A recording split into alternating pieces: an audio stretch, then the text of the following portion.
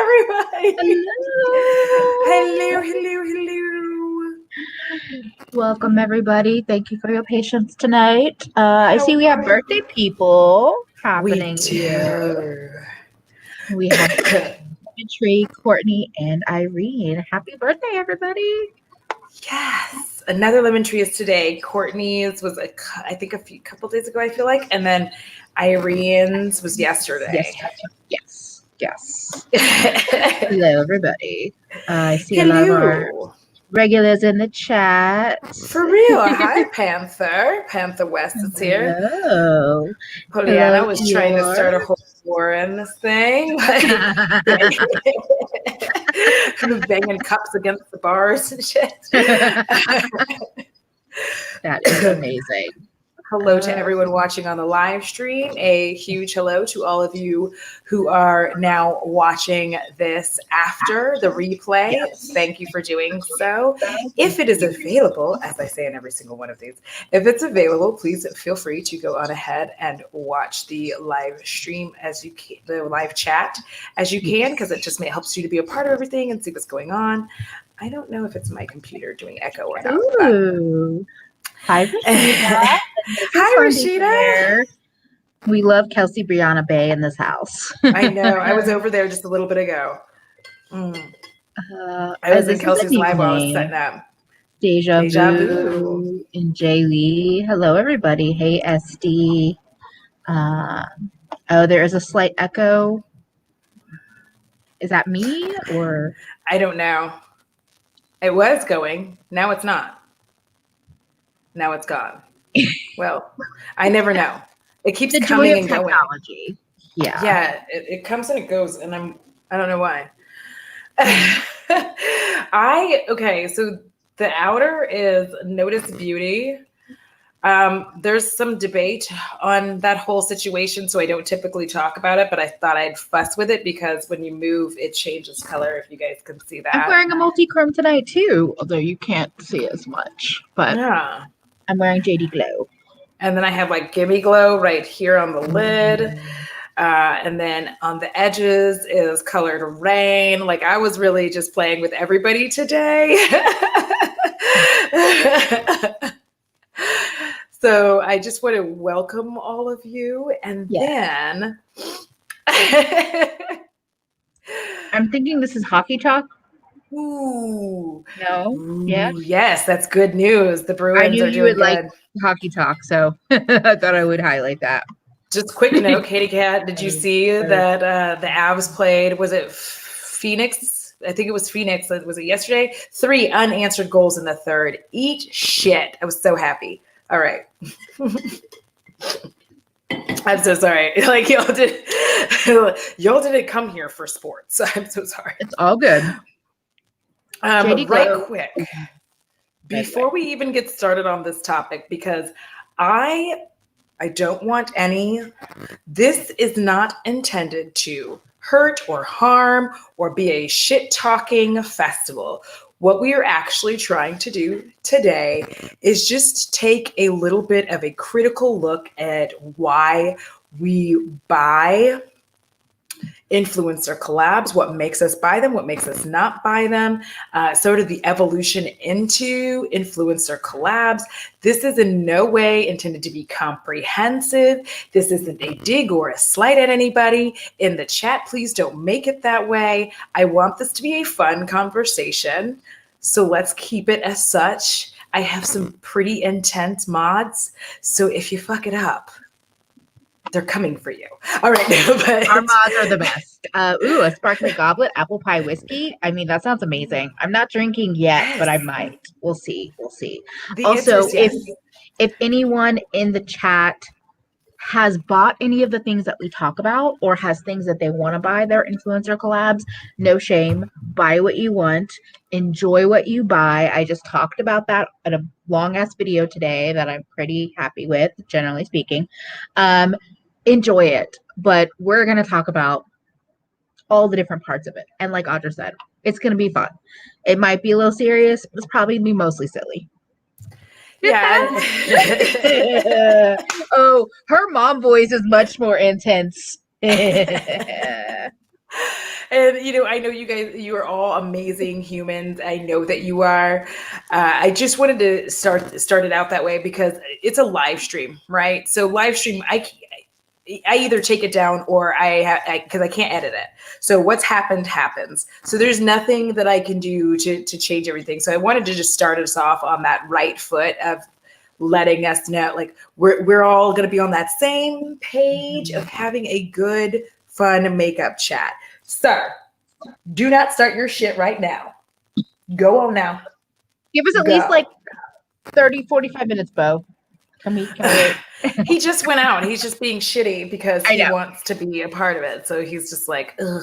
Yes, and definitely, that is the whole reason, Irene, that I did that makeup shame video is because I really did want people to be able to let go of the stress of trying to use your makeup, especially if you are a creator, if you are on Instagram, if you are on Twitter, if you are also on YouTube.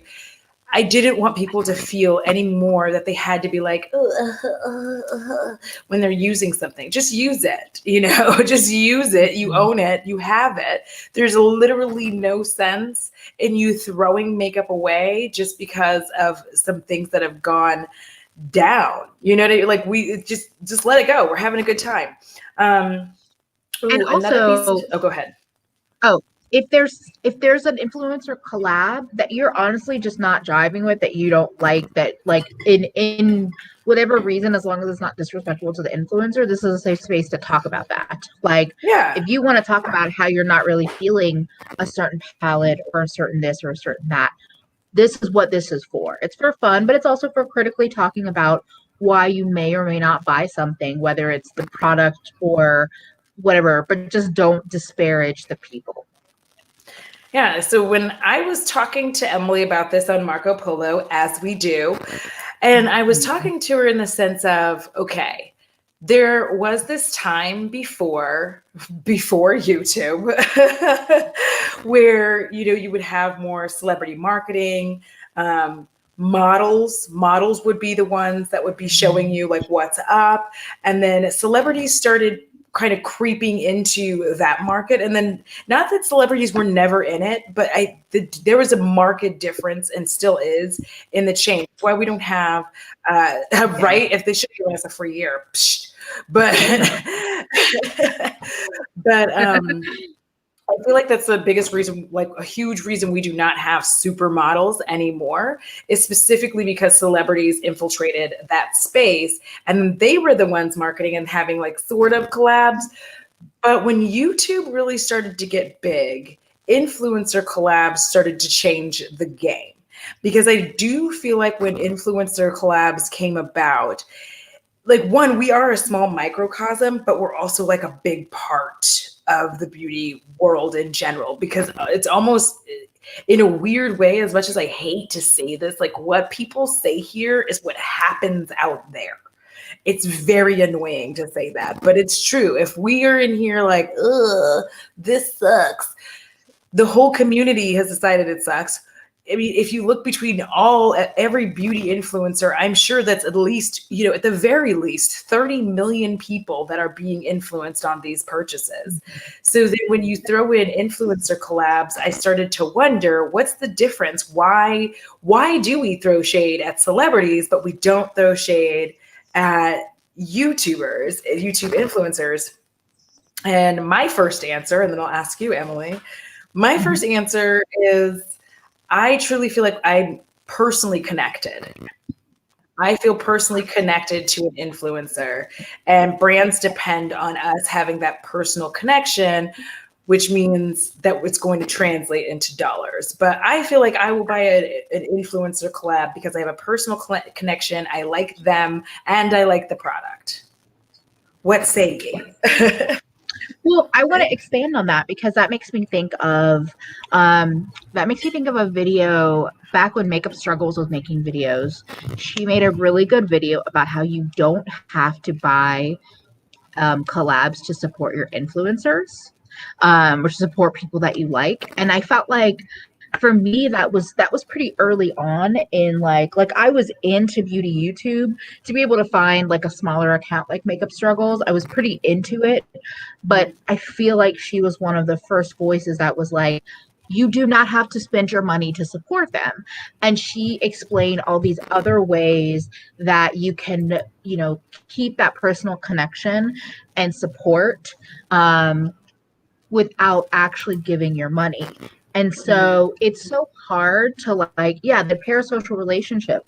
It's like, even as I would say more adults on YouTube, like as Audra calls herself, the wait, what do you call your, why did I forget about what do you call yourself? The resident old bitch of YouTube. The resident, yes. I think that I'm really happy that I'm not, you know, super young on YouTube, like as a, not even as a creator, but as a watcher. But I still see the parasocial relationship and I still see it influencing me. And you know that person and you're like, yes, Makeup Struggles disappeared. They removed their whole channel. They're just like, I'm done with that part of life. Yeah.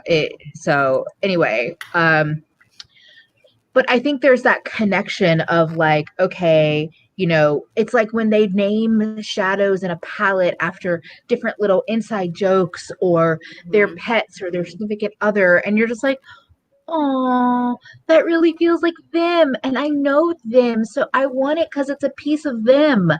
Whereas in reality, it's makeup. It's a manufactured good. Yes, there was some creativity behind it, but or we think there's creativity behind it and thought put into it, but the reality is that just as easily as this person could have sat here and picked out every single color and named every single color, it could have easily been like, oh, this is a color palette we have put together, can you want to come up with names for this? Or like, it's not always like they created it from start to finish, but because there's that personal connection, I think a lot of times we feel that way. We feel like, okay, you know, that's them from the beginning to the end, and in reality it's just a brand deal. Um, Also, yes, the pocket change is a huge was a huge inspiration for any of my like single, like creating palettes, reorganizing singles. Totally, all praise to the pocket change. But anyway, for me, I think of it as like the thing when you were talking, I started thinking about how I feel like the makeup world used to be like there was the professional lines, and then there was the like consumer lines. And now I feel like the industry is almost split into there's a third. So there's still some brands that are kind of professional. Those I feel like are less often and maybe smaller. And some of those brands have kind of transitioned into this like everyday or influencer makeup. But then, yeah, the newest column is like there's the like makeup enthusiast, YouTube, Instagram makeup lover kind of brands, and then there's still the everyday consumer brands. And I feel like that column of like the makeup enthusiast, that's where these collabs shine. Like I don't know so much about like Tarte or even MAC when they do their collabs, but I feel like when you see Pure and Raw Beauty Christie, or you see I'm thinking of BK Beauty and Britt Clark, or why can't I think of anyone else? Or even when Blush Tribe and Paulina did a palette, all of these collabs that I'm like, I don't care that much about right now. Oh God, I said that out loud. But I think that's the thing. Wait, you're muted. You're muted, Audra. Yes, I was trying to hope, like, I'm trying to stay muted when you're talking, just in case I'm contributing to the echo. So I was just checking. Oh, okay. I saw your mouth moving and I was like, wait, but you're muted. Yes, Emily Noel and Makeup Revolution, but I didn't actually read Feffy's thing. But yes, I think that there's this third section of the industry or of the makeup market, and I think that's really where these collabs are like thriving, or where they're really saying we need to collab. The Ofras, the even the Morphes, even though I don't really think of them as inspiring makeup, but like all of these brands that are influencer brands or that have kind of ventured into the influencer world, it's kind of like a new category in the industry. Yeah. And I think that's interesting because it's kind of tapping right in and saying, we know what you want and we're going to do that. And you're like, well, how manipulative is that? That you're just like being like an influencer collab brand. Like, that's pretty manipulative. It is, but it's like but it also makes very good business sense, right? Because Yeah. both parties benefit. The brand benefits because they have they already have, for instance, I have 6,000 some odd subscribers. I have no idea, but it's 6,000 and something. So if a smaller brand wanted to do a collaboration with me, they know they have in their minds built in approximately, they're going to say, okay, let's say 50% of those people buy it. So they're like, let's say that's 3,000 people buy it from her. Then they're like, okay, next, we've got to think about everyone that she's affiliated with, all the channels that she's affiliated with, who will also probably send her collab to them as PR. And all in all, let's say we can put it up to, on the day that they sell it, it's going to be, on the day, on launch day, they're like, we're guaranteed at least approximately 10,000 units in sales. Like, we're guaranteed that. So they're going to take that risk, and they're right to do so because we do buy it. I mean, virtually like a large portion of influencer collabs break the internet per se. Break it. I don't understand saying break the internet. The internet's not broken. Their just website is fucking broken. But we can call it breaking the internet. Yeah. I mean, it's false. I personally feel like most influencer collabs are false scarcity when they break the internet. Yeah, I don't like the term. Part of this is because there are definitely times in my life where I am way too literal. So saying break the internet really bothers me because like the internet is working. It's just like that site isn't working. So it's just like, can we just say that it broke your site? It broke your site. Yeah. Can we say that instead? Yeah. And I do think that, yeah, like I think this whole, again, the whole like false scarcity of, also, hi Elise. Hi. I just saw that. I was like, welcome. But yeah, this whole like, oh, we only, we sold out in 0.2 seconds. And then 2 weeks from now, you do a restock. Yeah. I don't really trust that because also you could have waited and released it. I don't know. I just don't trust it. I don't trust the like we put people in line for hours to get like that. That's the part of influencer collabs that really frustrates me and I think is even manipulative because I think that it takes people who already have a connection with this person and really want something and then it tells them your time isn't important. Like you need to wait or oh, you got up early to try to get this product and it's already gone. Too bad. Like I just think that there are brands out there that are, and this is maybe further along in the chat, but I think that there's this weird thing where brands will do something and be like, we're going to collab, but I don't feel like they actually prepare.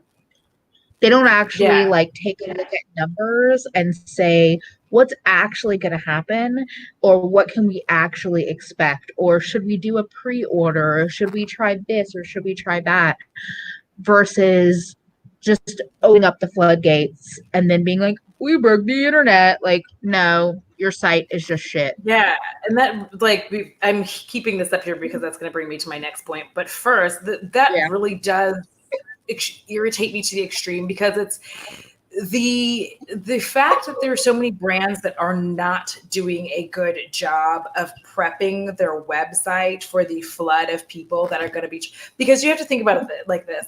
It's so like the Christy thing, when her palette, like the pure website thing was a fucking nightmare for a lot of people. I wouldn't know because I don't do this, like, and I'm not saying this because I'm better than anybody. I do not have the patience to sit there like that. Like I can't do it. I can't refresh screens over and over. Like I would rather take 87 naps than do that. So I don't, that's anybody's collab. I'm not doing it. But it just doesn't make sense to me because you knew she'd hit, 1 million subscribers. So if you take half of that, you already go, okay, well, there's going to be 500,000 people that we are aware of immediately that are going to be trying to get this, 500,000. And that takes into account even other YouTubers, right? Because other influencers who are buying it or whatever. And here's the other thing that really is upsetting is like I personally feel, based on some other folks' videos of how they talked about how they were sitting in line and then they found out they were getting it in PR, like they should have told them earlier that they were getting them beforehand, because the fact that they did it, like those people were sitting there waiting to buy these pallets. So then now they have an extra pallet and then doing a giveaway, which is fine. But the point is that person literally did not have to sit there and do that. Like they really could have just, because people who do YouTube and it's not their full-time job, having another full-time job, unless you're me, in which case I'm unemployed. But well, unless it's 2020 in the midst of a pandemic, and then shit happens. That is really frustrating. Oh, keep going. Keep going. No, I was just saying, so they couldn't afford to be doing that bullshit. That's all. I was just mad about that whole thing where people were just sitting there. I was like, because like I knew I was getting my PR. Like I knew I was getting PR for Jen's collab. I didn't know what her collab was, but I knew I was getting it long before her video actually showed up. Do you see what I'm saying? So I was not going to be a person like sitting there going crazy, because it changes how you act on Twitter, right? Because on Twitter, you're sitting there like, this website's ridiculous. And you saw this happening for so many people. And think about the influencer and how stressful that had to be for Christy, just period. Like she's just like seeing all these people being upset and she can't do anything about it. She's not pure and she has nothing to apologize for. Yeah. And like, by the way, hey, Kara. Kara received the Smoky Glow in PR, but didn't find out till days after I bought it. Benefited you, but was mildly irritating. I feel like as a creator, that would be incredibly irritating, because basically what you're saying is that we want to send it to you, but we don't mind that you spent your money on it too. So to me, it's basically saying we want you to make a video without saying we actually want you to make a video. Or I feel like people need to have their PR shit situated way beforehand. Like send out a message. Like I know even for me, with Kaleidos. So Kaleidos is the first brand that's ever sent me anything. And I was nervous to be like, do I ask like what I'm getting? Can I make a request? Audra helped me figure out how to word a message just to get a sense, because I knew the release was coming up. I knew I wasn't going to get it before it actually released because of the timing.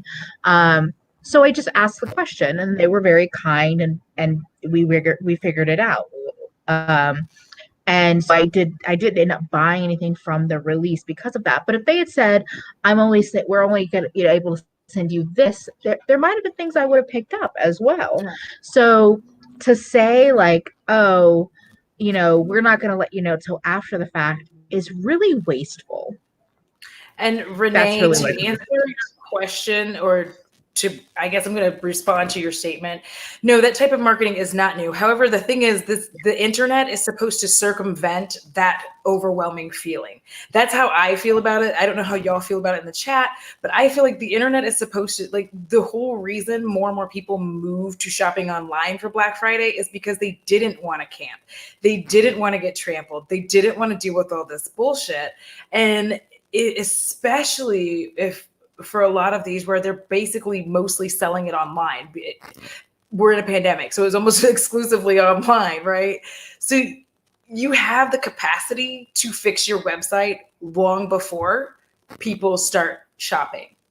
Like you have the ability to make your website work when people get online. So, and I can understand a small delay, but for people to have been on that site for hours, literal hours, like, that doesn't make sense to me. I'm sitting here, I'm like, this is the internet. Like, to give you an idea, Midas had an early launch and I was able to, it was just boop, and I went in and I got it.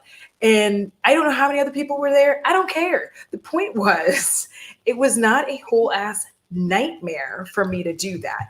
And that's why we do that. Like, oh, I was clicking off of it. I'm sorry. Go ahead. That's okay. I wanted to just highlight that because I agree with that. I think Yeah, that I do. I think it being a nightmare is not acceptable, especially for a big brand. And I know with Midas there was a lot that happened with the Hannah Smoky Glow release. And I feel like there was some waiting or there was just having to like catch it at a different release. But I think as an indie brand, they're trying their best to kind of, you know, do what they can. Yeah, I got the pre-release. I even with another indie brand that just recently released a palette that I picked up, they did like if you were on the email newsletter, you got like a VIP pre-release.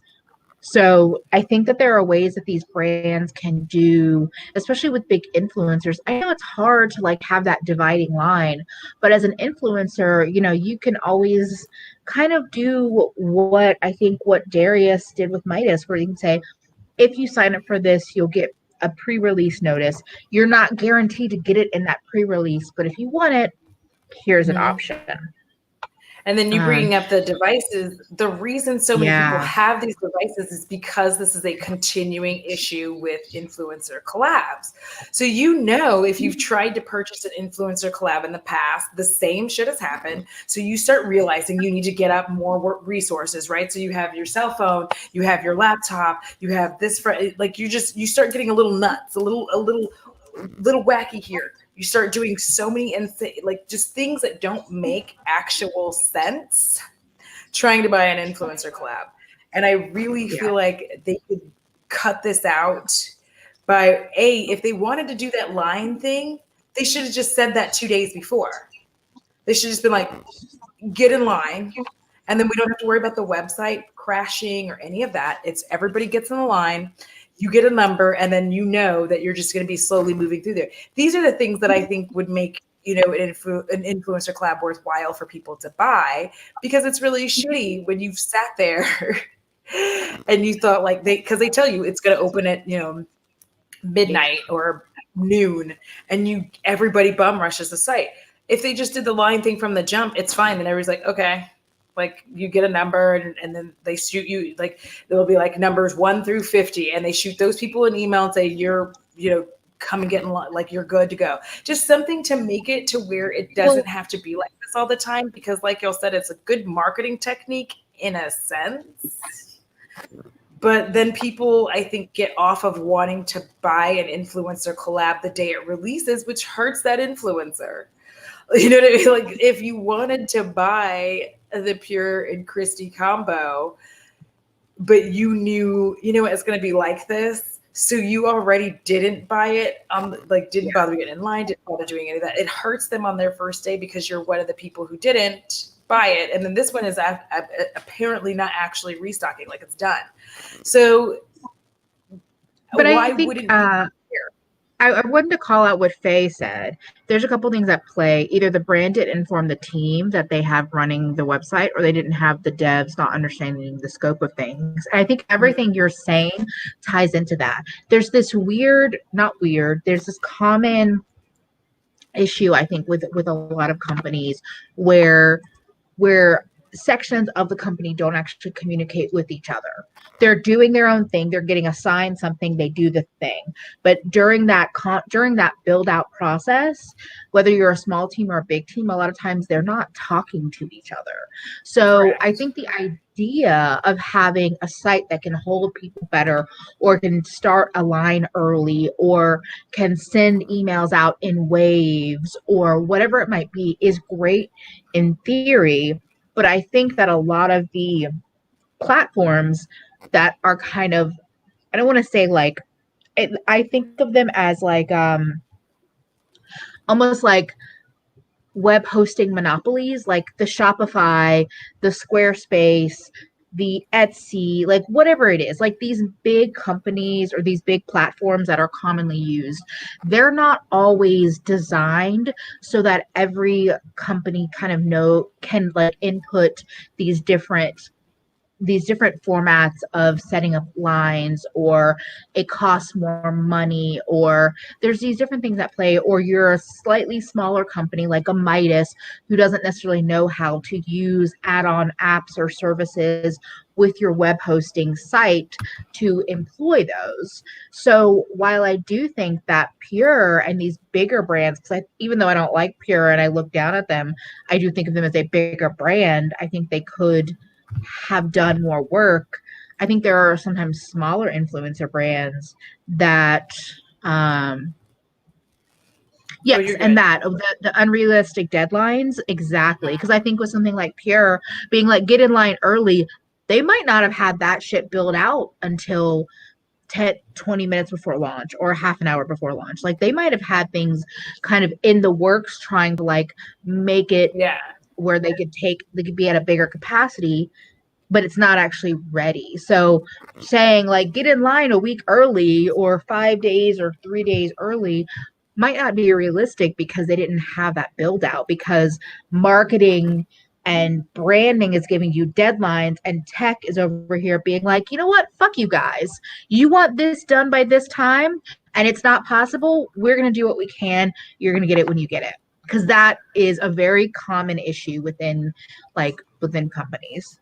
Yes, and I think that that is actually the thing that turns me off from buying influencer collabs, even the ones that I want to purchase, because number one, I'm already aware of the web issues. I don't want to do it. So like when Smoky Glow's collab came, I was like, it's cute, but I'm not doing this. And then here's the sad thing about that is by the time they restock, I've forgotten.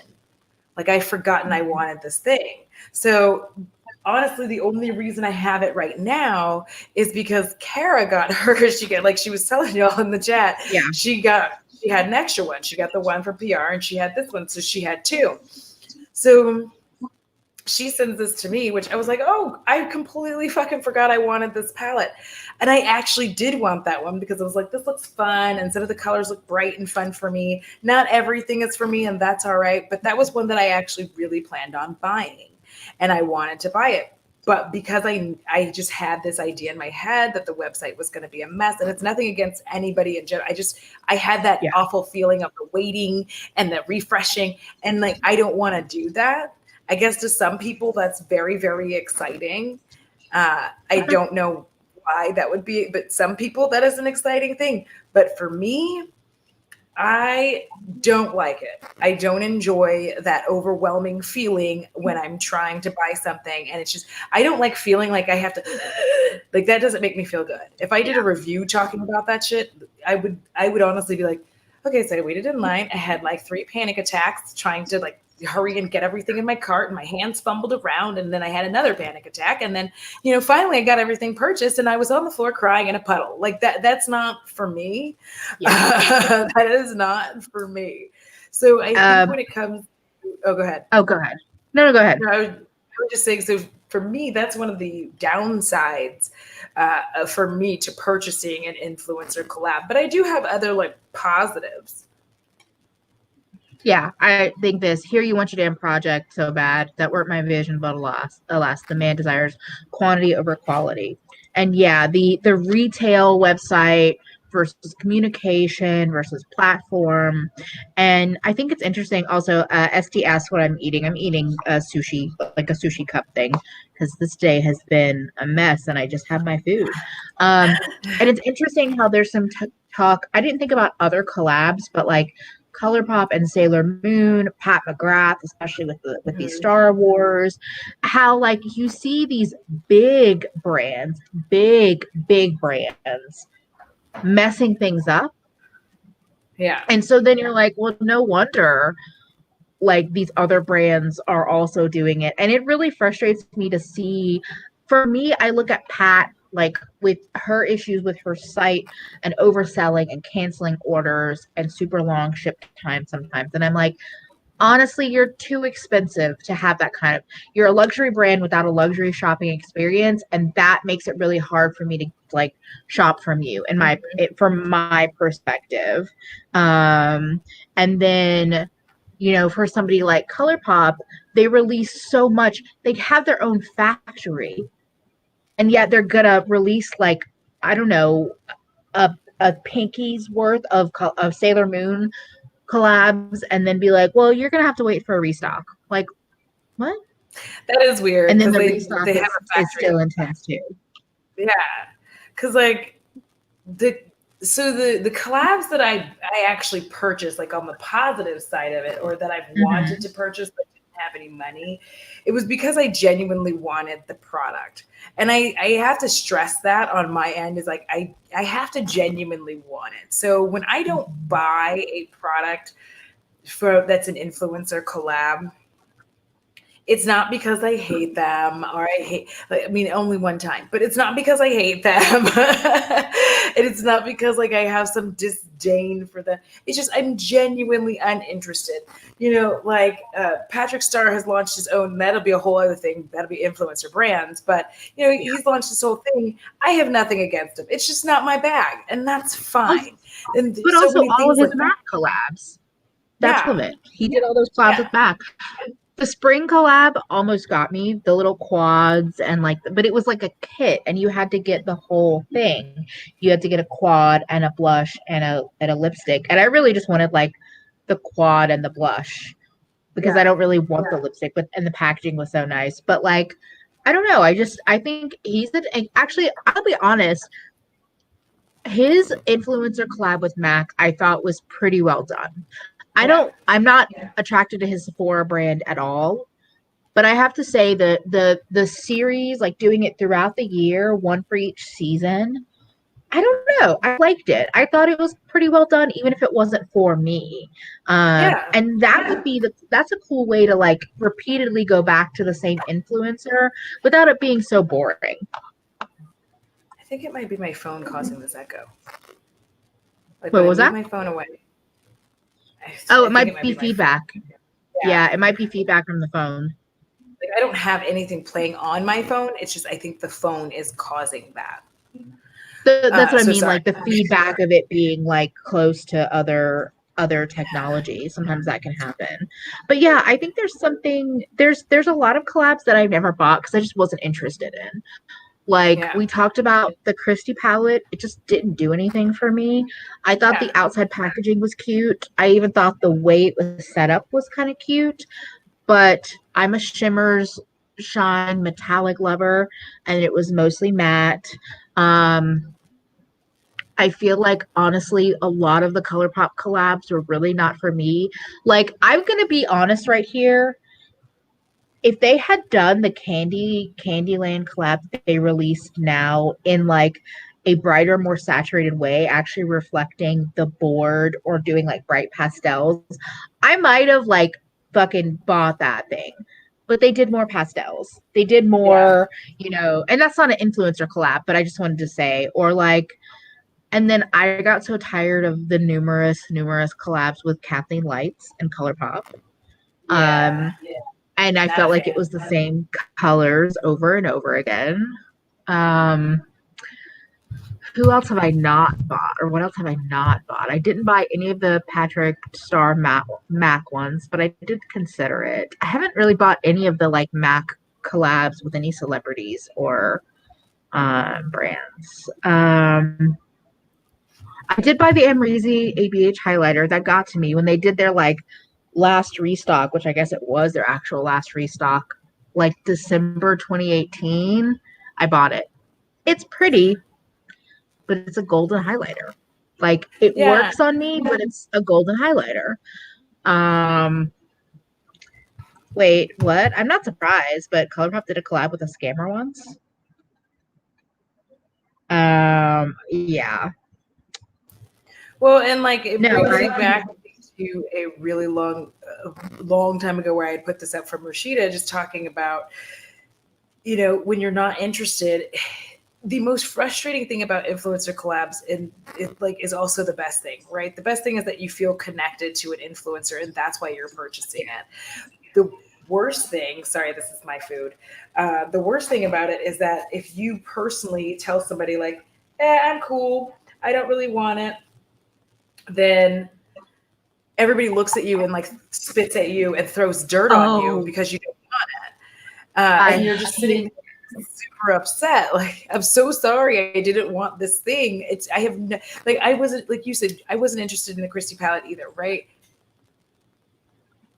It doesn't mean I don't like her as a person. And it's very frustrating to have to fight that battle regularly with people. And you're just like, I don't dislike this person. So please don't come throwing rocks at me because your fave has a collab. Sometimes it's just like a product I don't want right now, or I already have a lot of. And I'm like, you know what? I don't need to introduce this into my collection, because I do try to remain, conscious of what I have. I am not trying to have so much makeup that I don't get to play with all of it. That's why this look here came about, because I was like, I'm gonna play with a bunch of different shit. So I played with several different palettes to get this one eye look, instead of just like, oh, I'm gonna dig in this and do this. So I do dislike the, whoa, baby Jesus, she knocked hard. Here he goes. He's gonna lose his shit. But I don't like that overwhelming feeling. Okay, baby, I'm gonna go check. Of hatred. I will be right back, guys. I gotta go grab this food quick. Just leave it outside, but Bo gets upset if I don't do it. I get that. I totally understand that. Oh my goodness. I was so excited for that stupid Violet Voss Flamingo palette, and then I barely even touched it. Yes, Zoella did a ColourPop collab. That is the scammer that was mentioned earlier. She's a scammer. I just think that ColourPop is a whole like animal of itself, and I generally don't like much of what they do as a company, like the moves they make and also the makeup they release. But I do think that there are a lot of collabs that, SD saying she got sucked into buying things. I mean, I bought the Smoky Glow, the full collection. I do like it, but like, would I have bought it on the... So this is the thing that I struggle with, is there are times when I buy something, whether it's a collab or not, I want it, but like, could I have waited? Sure. Have I stopped waiting because I'm making videos? Yeah, I'm gonna admit that. So like with Smoky Glow, I bought the full collection. I wanted the whole thing, but I bought it at launch. I did set an alarm, and like, I bought it. But there are times when I have to like kind of toss in my head, like, do I want to wait and see what people think? And I think that's what's frustrating with all of the like limited edition that's not really limited edition when it comes to influencer collabs. Because if you can tell me that like I could possibly get it in 3 months, that I trust you more as a brand. I wish more brands would be honest. Also, Josh, I would love that. That would be awesome. I was talking about how, so Josh was saying he's trying to change the kind of bullshit going on at ColourPop. I would love that. Yeah. But yeah, I was saying how like I wished more influencer collabs would be honest, or be open to not being such extremely limited edition, and saying like, okay, this is going to be around for 6 months, or saying, again, I use the Midas Smoky Glow thing as an example because it's fresh on my mind. They said we'll restock it until there's desire, and when y'all stop asking for it, we'll stop restocking it, basically. And I know that's not always valid for every brand, but it would be nice to see a little bit more transparency about like, or more openness to say, we will bring it back if there's desire. And I also want to say, speaking of another collab that didn't really do it for me, I thought, okay, so Sydney Gray's collab with Mel Thompson, who's a creator here on YouTube. Mel is super talented. I think of her more as like luxury, but she does talk about Sydney Grace a lot. She does a mix of things. And so she released a palette with Sydney Grace called Tiny Marvels. And I saw the cover, and it was like bugs, because that's her theme with like her tattoos. And I'm not a bug kind of person, but when I saw the cover, I thought, oh shit, that could be beautiful colors, duochromes and trichromes and interesting things. And then unfortunately, when I saw the inside, I was just like, no, this is not I was think because the hoping there'd be outside more was colors so like exciting. scarab. Yeah, the outside was so exciting, and then the inside was just like I didn't feel like the colors. I don't know. I didn't feel like the mattes, colorful mattes, were kind of working with the neutral mattes. I didn't feel like the shimmer. Like I saw some congruency, but I felt like it just didn't kind of fit for me. Um, and it wasn't as texturally interesting as I wanted. So I'm totally happy. Like if people got it and they love it, that's amazing. But it just that's what I felt. The sad trombone for Tiny Marbles. And see, you're bringing up a very important aspect, which is how much pressure other influencers feel to have to Yes. like an influencer collab. Mm-hmm. I completely, like, not like I would ever get one, but if I had a collab, I completely understand if everybody doesn't love it. Does it suck that everybody doesn't love it? Yeah. But I have to realize like everybody's makeup tastes are different. I can't like it does feel very much that you like you can congratulate and then and the other but if you don't like it, it's like oh like you're just jealous and you're like maybe Mm-hmm. I am but I'm not jealous being a bitch. I'm not a jealous bitch. I am yes, I am jealous they had an amazing opportunity and I don't have one yet. But also not for me. You know what I mean? Like if you try it and you're like, there's too much kick up for me, there's too much that for me, whatever it is that you don't like. And then people are just Yeah, looking at you like just jealous and you're like, wait. I'm just trying to give you my like you came to me for my opinion and then I gave it to you. And then you're mad at me because I didn't love it or hate it, depending on who the collab was with. exactly. And I do think there is, I'm sorry, I just realized I am a mess and I just realized that my headphones were not actually plugged in Oh, this whole time. So if you were hearing echo, it was probably me. that means I can change my because I can hardly hear you. It's not you though, it's me. Wait, So let me change is it. it worse now? No, hold on. I can change. Okay. Let- I changed my headphones because I thought maybe I've been over here trying to fuck with all the settings to figure out what I could do to make it stop echoing. I was looking and I was like, what's going on? Why did the sound? Because when you came back, I was like, wait, the sound is different. And I realized that I'm an idiot. Okay. But yeah, now I'm trying to think about I'm eating like vegetables. other influencer. Sitting right here. Yum. Yes, I love vegetable samosa. It's like my favorite. Oh wow, this is Naomi had a not pleasant experience with the packaging. Oh, the summer days packaging, bubbling and Mm-hmm. peeling, separating. Um, but yeah, I'm trying to think of other. Okay. Oh, and for me, the Gin Loves collab was not for Mm-hmm. me. I Yeah. know that it's like useful, it's helpful. It's just not for me. I wouldn't mind trying Oprah liquid lipsticks because I haven't yet, but those specific mixing colors weren't really the thing that I was like, okay, that's what I want to try. Trying to think of other influencer collabs that I just felt like there is times when you feel this weird pressure of like everyone's getting it, you should get it too. And Yes. it's weird as a creator and I think it's also weird as a watcher because Yes. it's different kinds of pressure and sometimes they can collude and kind of both sides are like oh aren't you excited about it as a creator to talk about it and aren't don't you want it as a and you're just like I mean not really now I'm trying to think of I mean the well, of course, like so many of the ABH collabs, actually, the Alyssa Edwards palette almost got me, and then I very much realized I had plenty of colorful mattes that I loved.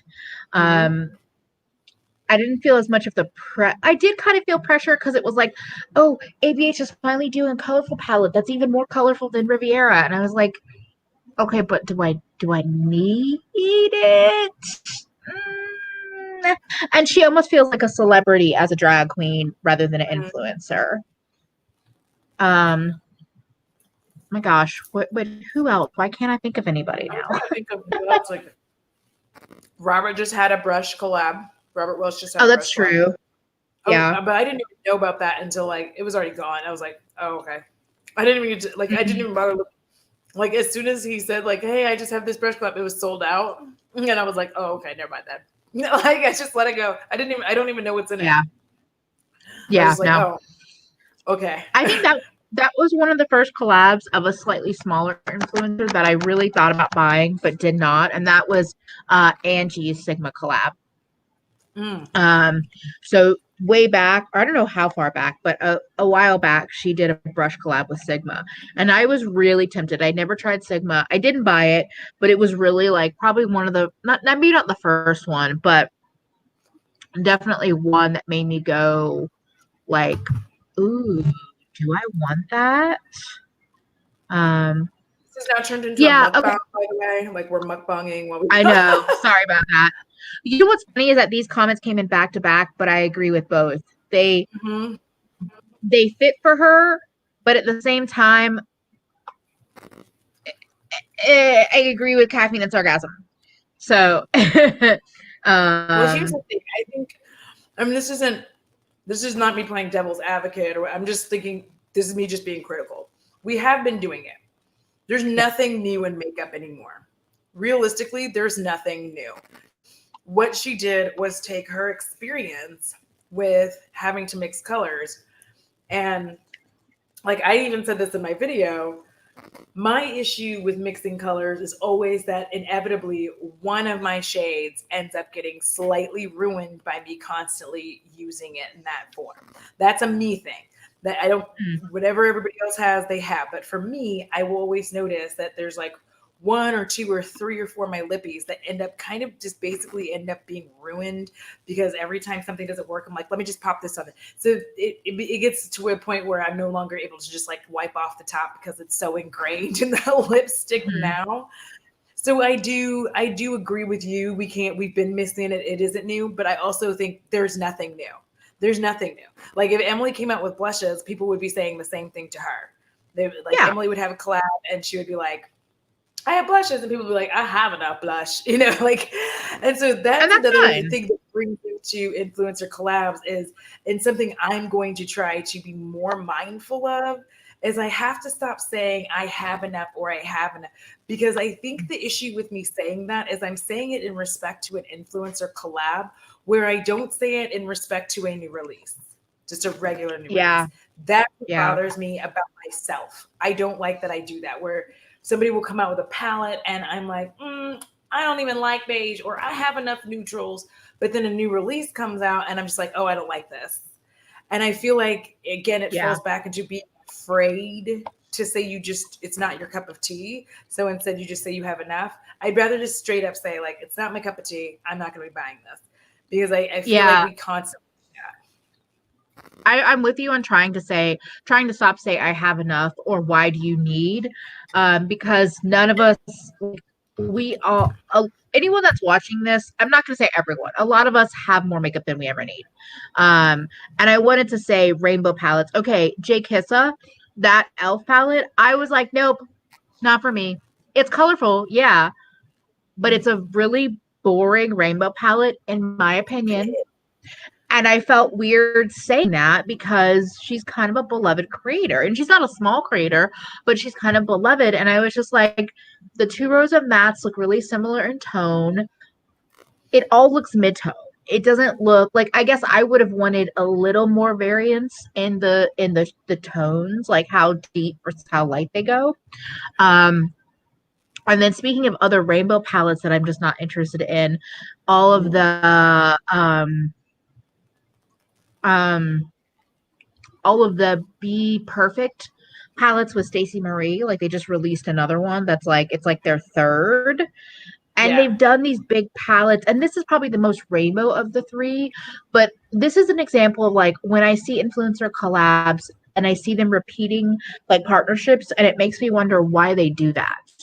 Because it's to me, it's almost lessening the impact of the collabs because I almost feel like they could have just released this third palette only and kind of covered all their bases. And instead, they were like, here's our collab. And then whenever they did the next one, and we have our second one, spend more money.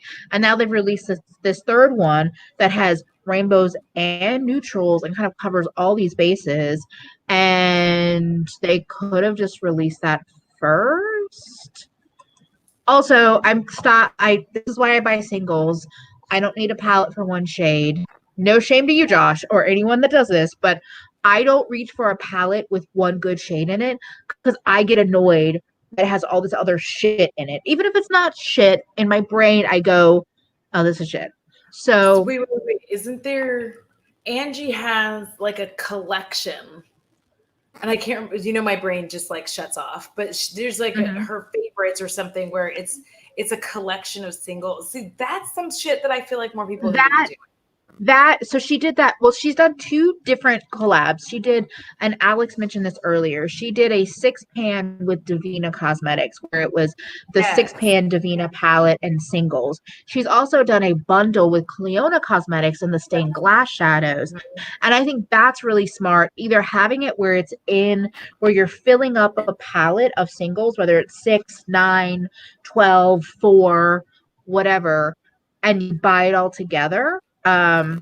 Or like in a collection like the stained glass collection from Cleona that's so big, being like, these are my favorite 10 or these are my favorite 15 or 8. I would like, that's the kind of stuff I would love to do with brands. If people were like, you know, make a JD Glow quad or make a JD Glow like 8-pan or something. I just think that, I mean, but that's also the kind of creator that I love. I love Angie and I kind of like how she plays with her singles. And so that's what I look for. And I don't. Wait, what was that? Put it all her Coke Zero, even though I don't drink that shit. But yeah, I mean, I think that's such a good idea because here's the thing. What's fantastic about that collab and that she does is, I do too. And here's the thing, why those kind of collabs I think should be like more of what we do, especially in the small YouTuber, I guess, indie realm. The reason these collections are so fantastic is because you know that they're shades that they have worn on their eyes. Instead, because like I don't want to reinvent the wheel. Like, let's be honest. If I was doing a palette of any form, like I don't actually want to make a palette. If I'm going to be honest, and I know what's going to happen is like 2 years from now, somebody's actually going to want to make old ass, and I'm going to be sitting here being like, "Hi guys, it's me with my palette," and you guys are going to be like, "You lying ass bitch," but. Here's what I'm going to say. If I ever released a palette, I hope I would release like 9-pan or smaller. Yeah, I don't want anything big. I think all my like, yeah. That would be fun. Or highlighters or I'm so sorry, y'all. I'm so stupid. Or this. Like Adept doing a collection with Hannah, especially because I have it right here, so I'm gonna show it off. Because Adept has these new smaller palettes, and this can hold 10 or 18. I'm going to show y'all because I just feel like showing it off. Do it. This is my revamped Juicy Boost, which I already bought, but I duped the vibes, and then I created like my own more special version. So yeah, anyway, but like if they use this size they have an insert that holds 10, something like that, like I would buy that because it's more usable to me and more. Yes, 26 a JD Glow 26 millimeter pan collab, like yes. Also, hey T, yes, we stand a curated palette. That's what I would hope for. But like that's what I want to do is more like the shades that you already have, but these are my favorites, and let's call it, you know, this, and then like, because I don't want to do all of this stuff. I just want to be like, I like these, you know, 7 colors or 9 colors. It will never be 6. I'm so sorry. I don't like even numbers, but it'll be. Yeah, this is why I like 9 pans. I like 9 pans because I like that amount, that number. And also, here's what I would love is I love the idea of like single bundle palettes like that, where maybe some of them are existing shades, but some of them are new. Like being able to say, I've like Angie, speaking of Davina, she always wanted one of their highlighters in an eyeshadow pan size. So she did that. So yes, it's an Yeah. existing highlighter, but oh yeah, Lethal, totally. That would be another great brand to do this kind of collab with, because you can again do a 12 pan or a 9 pan. So I don't know. I just think that there are so many ways to do influencer collabs that are exciting and fun, and it's a little frustrating to see brands not do that and then Yeah. release like what they released.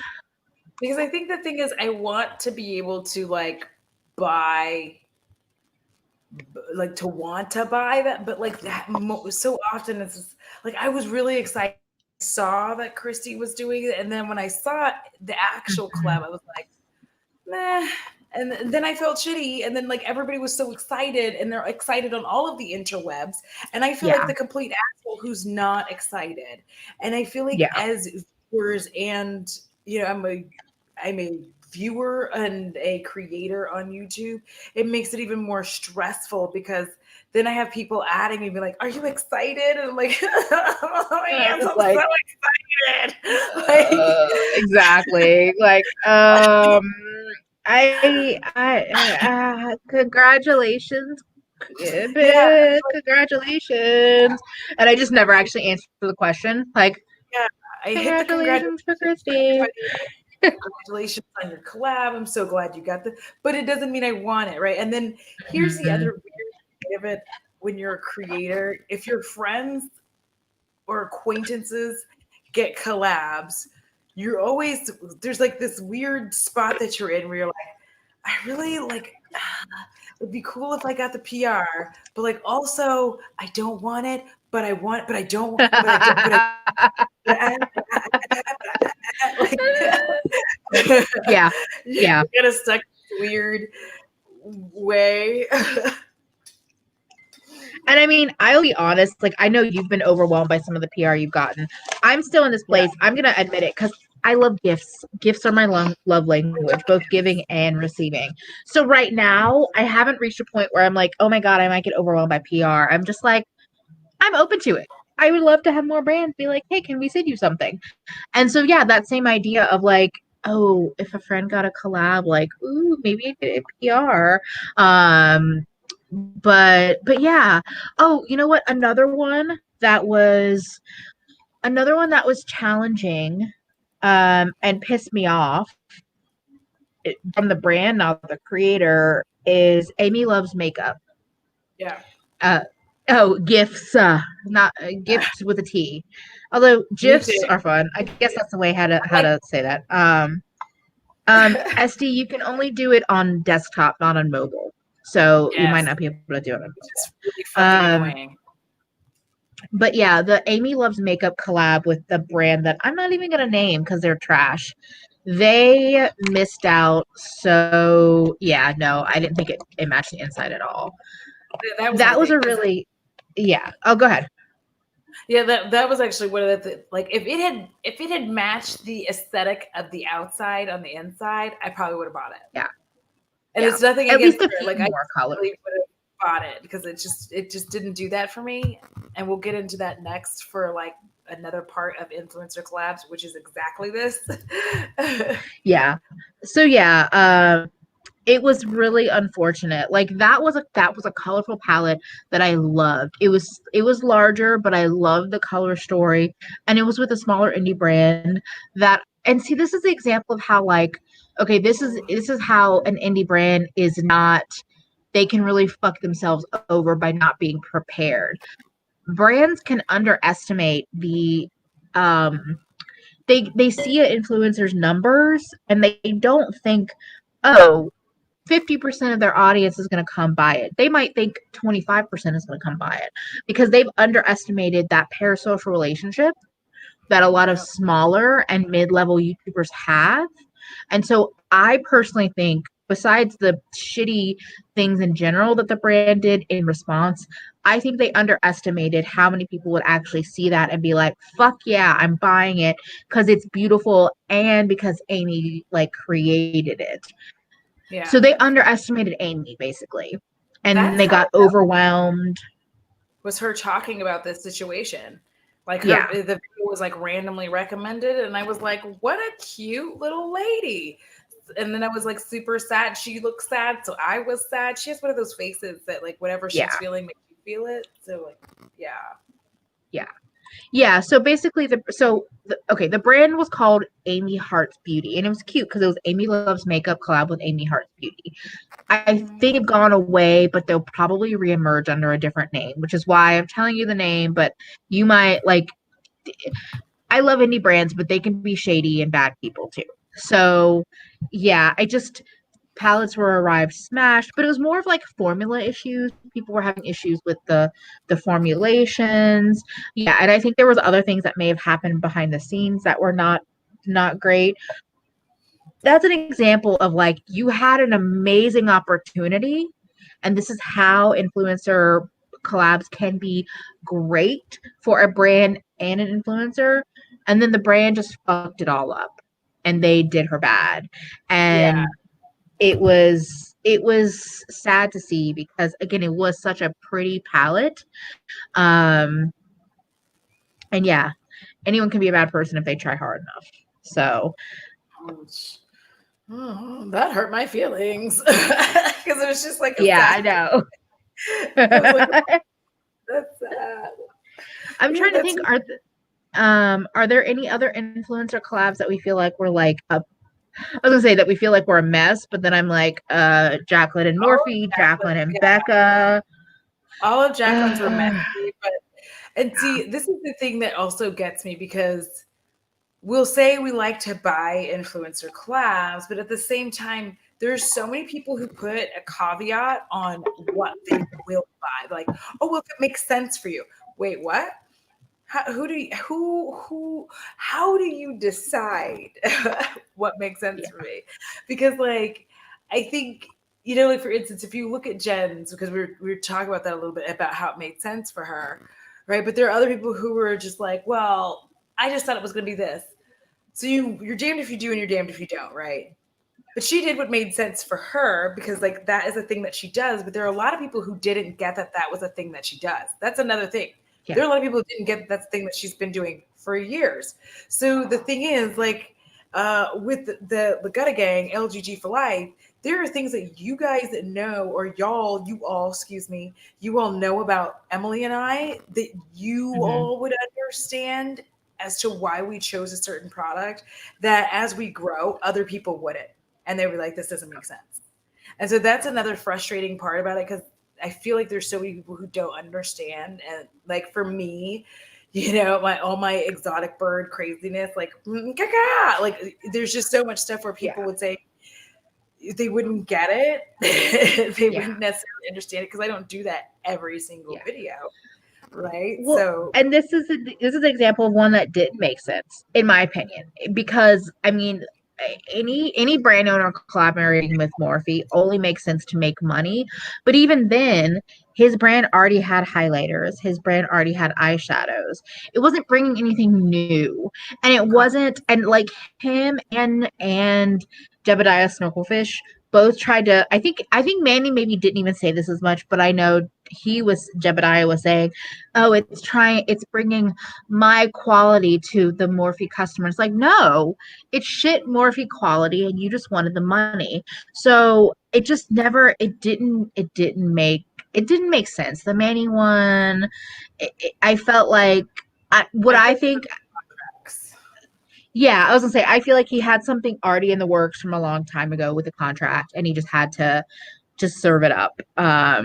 But whereas when he released his Makeup Geek palette, even though I don't like Makeup Geek, I almost bought that. Like I watched him enough that that was one of those that I kept debating on. Do I want it? Do I not? Do I want it? Do I not? And I kind of felt like at that time it made sense for him and it was slightly exciting. yeah. So it's weird to see like how over the years, also I guess that's another example of seeing a creator when they're smaller versus when they're bigger and how Yeah. their collaborations vary. Yeah, because I mean, so with his being a contract, and that's another thing we don't think about because as much as everybody's tired of Color Pop and Kathleen Lights, or a lot of people are tired. Yeah. One of the things we forget is that there are contracts involved in this.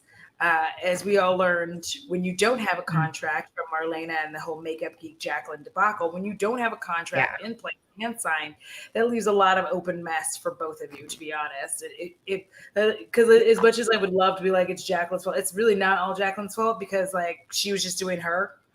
Yeah. And if like, I know people will be like, well, that makes her a shitty person. I'm like, yeah, it doesn't matter if she's a shitty person. It's her. She does what she wants. And since she's not signed to anything, then she don't have to do it. So you forget, like, we actually do not know when they do these collaborations how they've written these contracts. Because some of these contracts may say, if this collaboration is successful to this degree, then you are obligated to do this many more collabs, but we'll also give you a higher percentage collab per collab. So like, there's a lot of stuff we don't know about the behind the scenes deal, which is one of the reasons why I am trying to be, again, I'm trying to like learn and temper myself. So I'm trying to be a little less shitty about someone collabing with a brand repeatedly, because I have to understand that there's probably some form of a contract there. I'm not privy to it. Just because I'm tired of it doesn't mean others are, which as soon as I'm done using the bathroom, we'll talk more about that. I'm so sorry. My bladder. That's okay. I just feel like there's this weird, so in that part of the conversation, I judge the brands. I'm trying to judge the brands way harsher than, well, okay. So the people that I'm thinking about, Kathleen Lights and ColourPop. I don't like Kathleen. I don't like ColourPop. So I guess I'm judging both of them equally. Jebediah Snorkelfish and Morphe, or Manny and Morphe. I don't really like any of those people in any of those brands. So like Jacqueline and Morphe, like, so I just, they're all of those situations are ones that just make me go like, I just don't care and I don't like you. So I'm going to move right along. But I think that there are ways, again, I like Patrick Starr. I think his MAC repeated collaboration was pretty well done. I think so. Who else has done repeated collabs? I don't know. I think there are ways to do it that make sense, and there are ways that feel gross. Oh, I forgot Kathleen had a Morphe palette. Yeah. Wait, what is that? Nisa and BH, so she can formulate a better yellow, you cowards. That would be amazing. Oh, that Bailey Sarian palette. What is that about exactly? Like, what is, I didn't even watch her video on it, if I'm being honest. But I didn't really see the yeah, it just didn't do it for me. I cared so little and I just moved right along. Who else? Oh, you know what? I think a collaboration with Wet n Wild or with LA Girl would be really cool. LA Girl I have less experience with, but Wet n Wild, I feel like they're missing an opportunity there because they can do some cool shit. They do some pretty decent shit. It's not always for me, but oh yeah, and Shayla had multiple ColourPop collabs. That's true. And didn't wait, who ColourPop is just, they do this. Didn't, oh, you know what? You know who, oh, okay. Desi and Katie with Dose of Colors. That has been an interesting series because I remember when the first quad came out and everyone was like, oh, they were like, oh, you have to wet your finger to use it or wet your brush. And I was just like,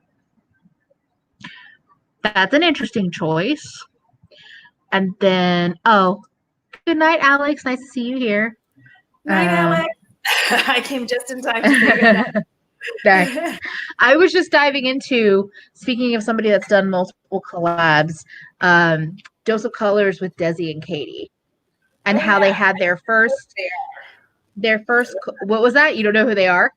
No, but don't get mad at me because when I joined, so let me just be frank. When I joined Beauty YouTube, I made it a point when I first started back in 2016 not to watch beauty content, which I know seems counterproductive. But the way that I am, I did not want to end up modeling myself so much hey, after Sarah. somebody else.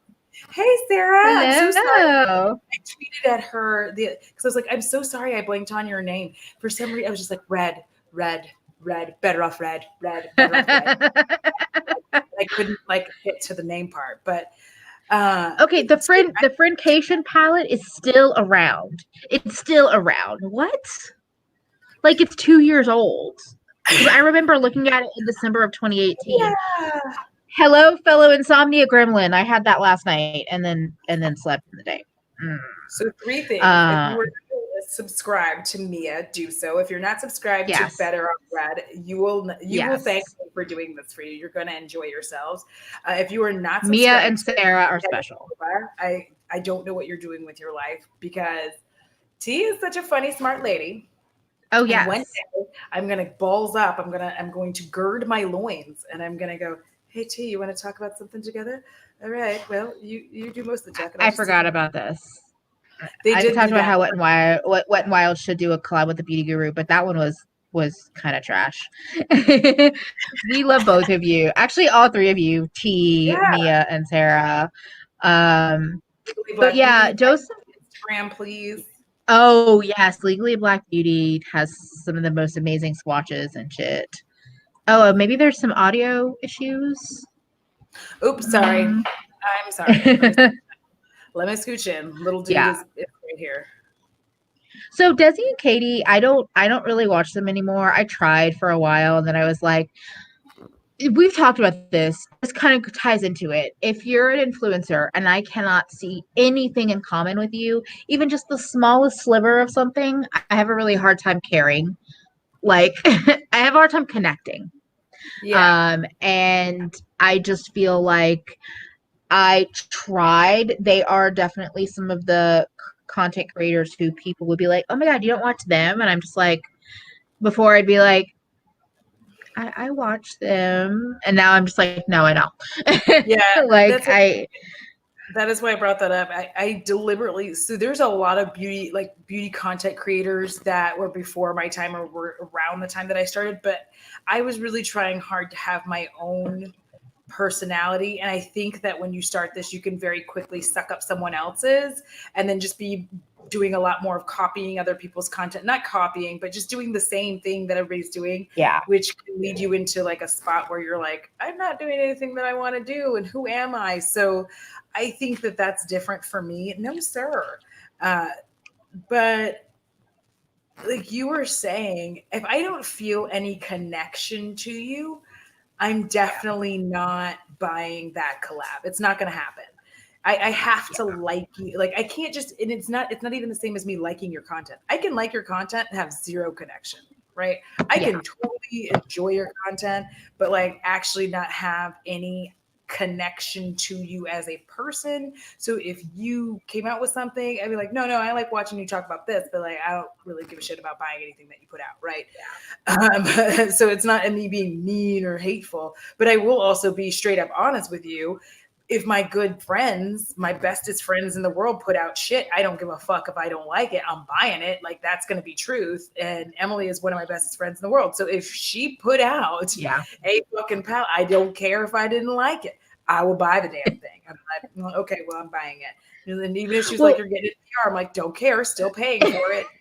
Like, I will use the other one as a giveaway. Boom. Like, and somebody else, okay, this just made me think because there's some talk about how Makeup Revolution does like good collabs. I've never used the Tammy palettes. That's somebody that they repeatedly collab with. But can I also just talk about another release where I was like, wow, I feel so much weird pressure to buy this, but like I think it's really fucking ugly. And that's the Makeup Revolution and Emily Noel palettes. Yeah. I thought they were both. I was just like, really?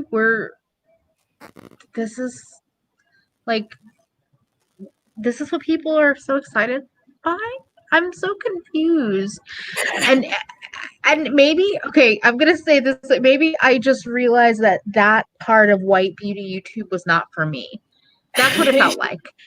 Because everything was so washed out. Everything, like the face palette looked like toy makeup in some weird way. I remember I've talked about this. It's interesting because Pollyanna loves it. I'm glad you love it. If anybody loves it, great. Awesome. I remember, and I've said this story in videos, I've said this, whatever. I know that not everybody agrees with swatching, but I remember I was in a Ulta. I was not in New York. I was traveling somewhere. And I literally watched the woman set up the display. I was like, oh, are you putting it out? She's like, yeah. And she set up the tester. First person to touch the fucking palette in Ulta. And I like touched like a lot of these special shades that I had seen all these videos talking about, or at least I'd seen Emily's videos and maybe a few others. And I was just like, I mean, uh, I mean,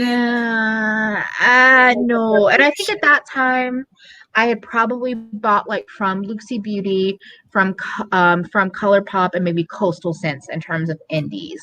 But even then, with that and my mainstream purchases, I was just like, no, I'm not gonna do this. Like, but I didn't really vocally say that a lot when people would be raving about it in whatever spaces I was in. I would.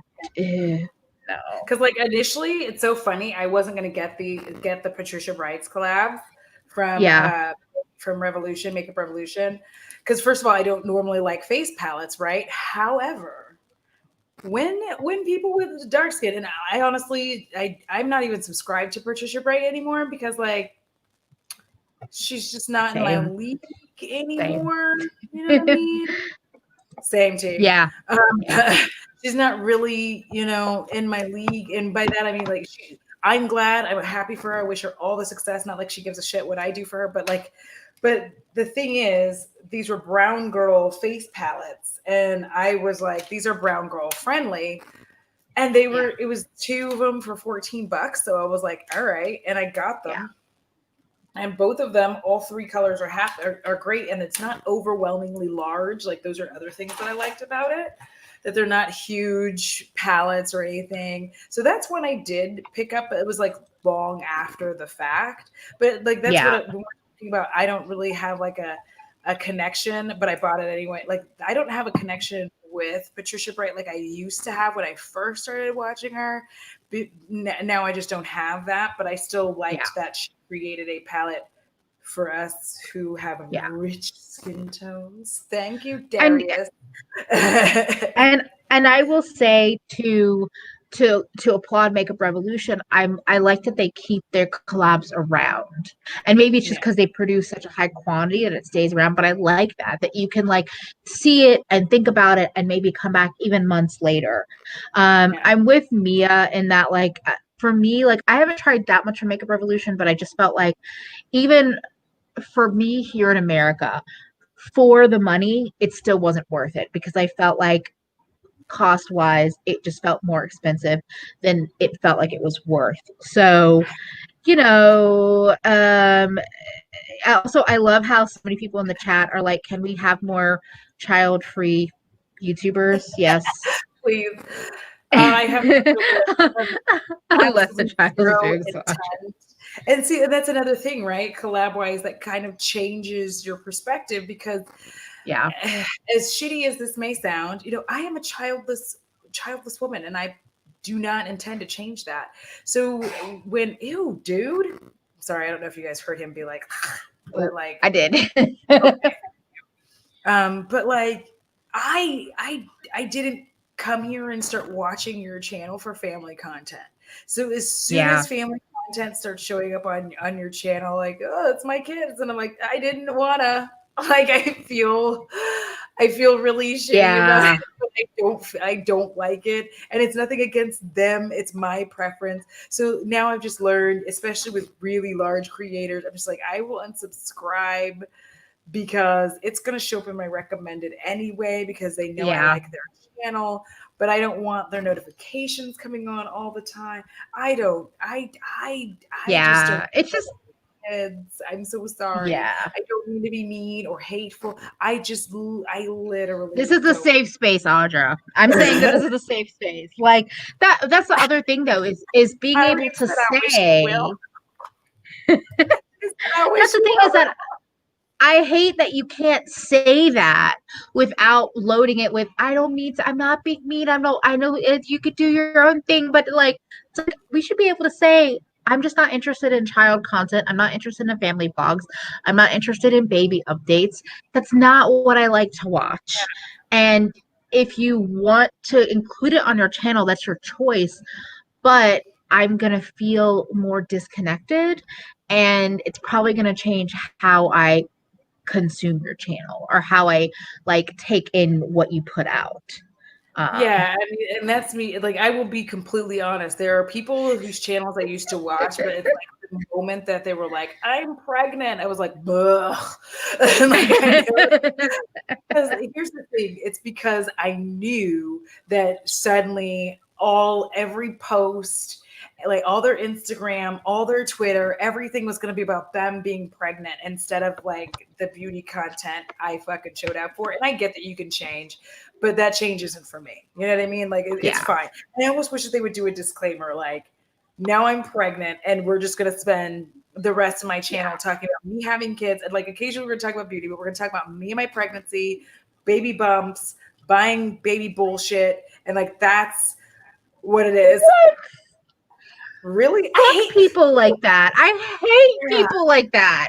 That is my least favorite comment when you say you don't like kids. So I asked a lot of y'all, and I'll probably do a live stream on this because I asked a lot of y'all why you didn't want to have kids, and y'all's answers were amazing.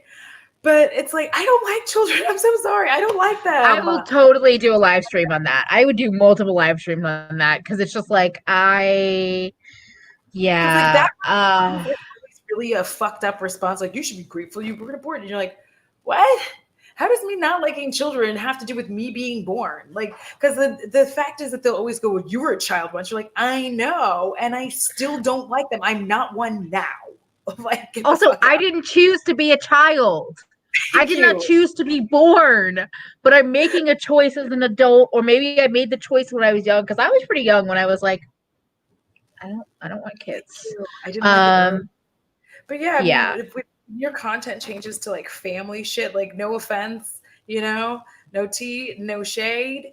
I just don't. I no longer relate to you, and I would if like your content didn't become super family centric. But virtually everybody who has kids, like it just becomes very family centric. It becomes them talking about their kids and all this stuff, and I'm just like, and I don't want to watch it. And the thing is, if you kind of show them once in a while, like I'm okay.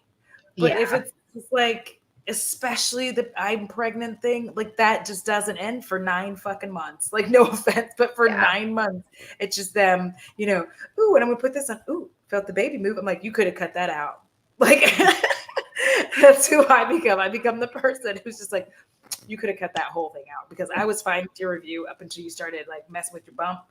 And now I'm just like over it. And I think the other thing too is I also know what it was like, when I was going through all my trauma of like, oh my gosh, I can't have kids, but I don't want them. And then I also had friends who couldn't have or can't have children. So it's just like them seeing that kind of content. Like it's not good for their heart and their soul. And then people get mad at these people who like slide out. So those kind of collaborators and influencers, like I stopped being interested in pretty quickly because I'm just like, oh, are we just going to be talking about your baby? I guess so. All right, bye-bye. Well, and I think what Sophie's saying is right on the nose, that the society says you're not a complete woman without pregnancy and kids. And so especially for those of us who like can't physically have kids and or have chosen not to, but especially for those that can't, to constantly be like pushed that towards us. It's like, okay, you're telling me that I'm not a complete person if I don't do this thing when I was born where I can't do this thing. So what the fuck do you want? Like I get so angry about it, and it's just like I also think this is a big part of it. So I know that having multiple channels is like an old school YouTube thing, and Audra and I are generally pretty strong on the like just have one channel. But I think if you want to have family content, and I know this is coming from my bias of not wanting to see it, make a separate channel. But I think it's also because it does feel exploitative, and because if people are like not looking for that kind of content, I don't think they should have to see it. Exactly. Yes, like what T said. Everyone thinks it's the top. Everyone thinks their kids are super cute and smart. Nearly everyone is wrong about that. I will say there is one video going around on Twitter right now and maybe elsewhere that I saw like early this morning of a kid raising the baby gate into the kitchen, going into the kitchen, getting an applesauce like snack pack out of a drawer, closing the drawer perfectly back, leaving the kitchen like nothing has been changed, threw the applesauce cup over the baby gate, raised it up again, left with a snack. It was actually the most adorable thing I've seen in a while. I will find it and link it.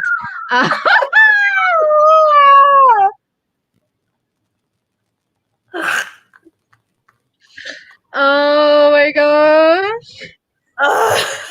Oh. You said unfinished. Also this. Not unfinished. Oh my god. You'll change your mind one day is the worst thing you could say to somebody. Oh my god. She said unfinished.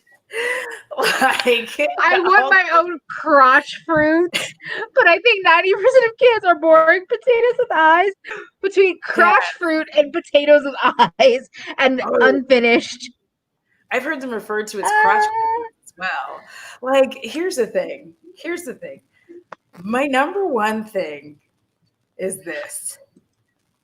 I absolutely despise it when people show me their newborns. I hate those pictures so much. I know that makes me, but I hate them. They look gross. Their little heads are all squishy. Like they do not show me your creepy newborn pictures. I have said this my entire life because if you don't want me to react to the photo of your newborn, then stop it. You jumped back. I really do. I'm like, if you do not want that. But I wish there was an emoji. I wish there was an emoji for a slime covered potato because that's what newborns are. They are slime covered potatoes. They're aliens. I'm not saying aliens are bad, but as those two. Oh yes, and ultrasounds. Yeah, no. Sounds. Y'all just be posting this up on Instagram and Twitter. Like I know what the fuck I'm looking just at. Just attacking my eyes with like your weird. Agreed. Who knew a potato? She's gonna be cackling. I was sitting there looking at like the map to fucking Narnia, and you're just like somewhere there's a baby. I don't know. There's like an eye or like a thing that looks like a hand that's supposed to be a hand. Oh my god. I'm just unfinished. Yeah, we're done. So good. I agree. See, here's the thing. I saw the movie Aliens. Yeah. It's true though. All I had to do was see childbirth one time in my life. One time. And I was like, nah, you can keep that, fam. You keep that. And everybody's like, Audrey, you might I'm like, no, that is not. You're like, I understand me and my boundaries. That's not changing.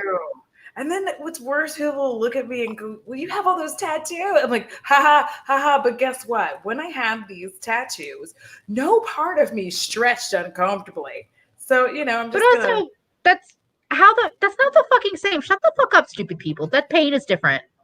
They try to correlate. And I'm like, what you're missing is the point of like, I don't want it. I don't want it, so I'm not going to do it. I'm gonna get On so that many note, thumbs down on this. on that note, I need to take a bathroom break. I will be back.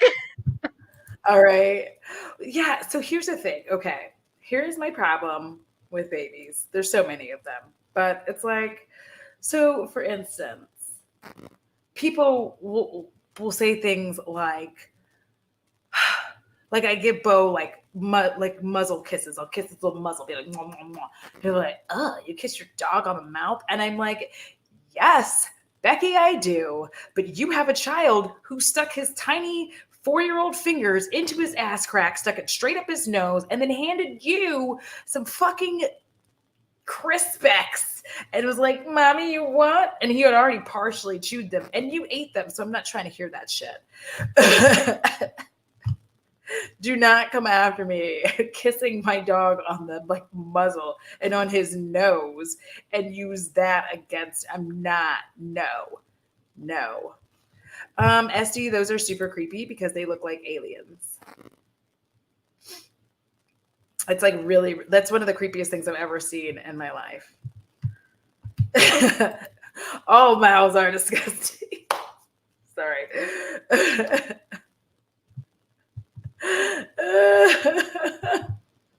It's just weird to me. Like, oh no, you can't. It's horrible. Menopause is horrible.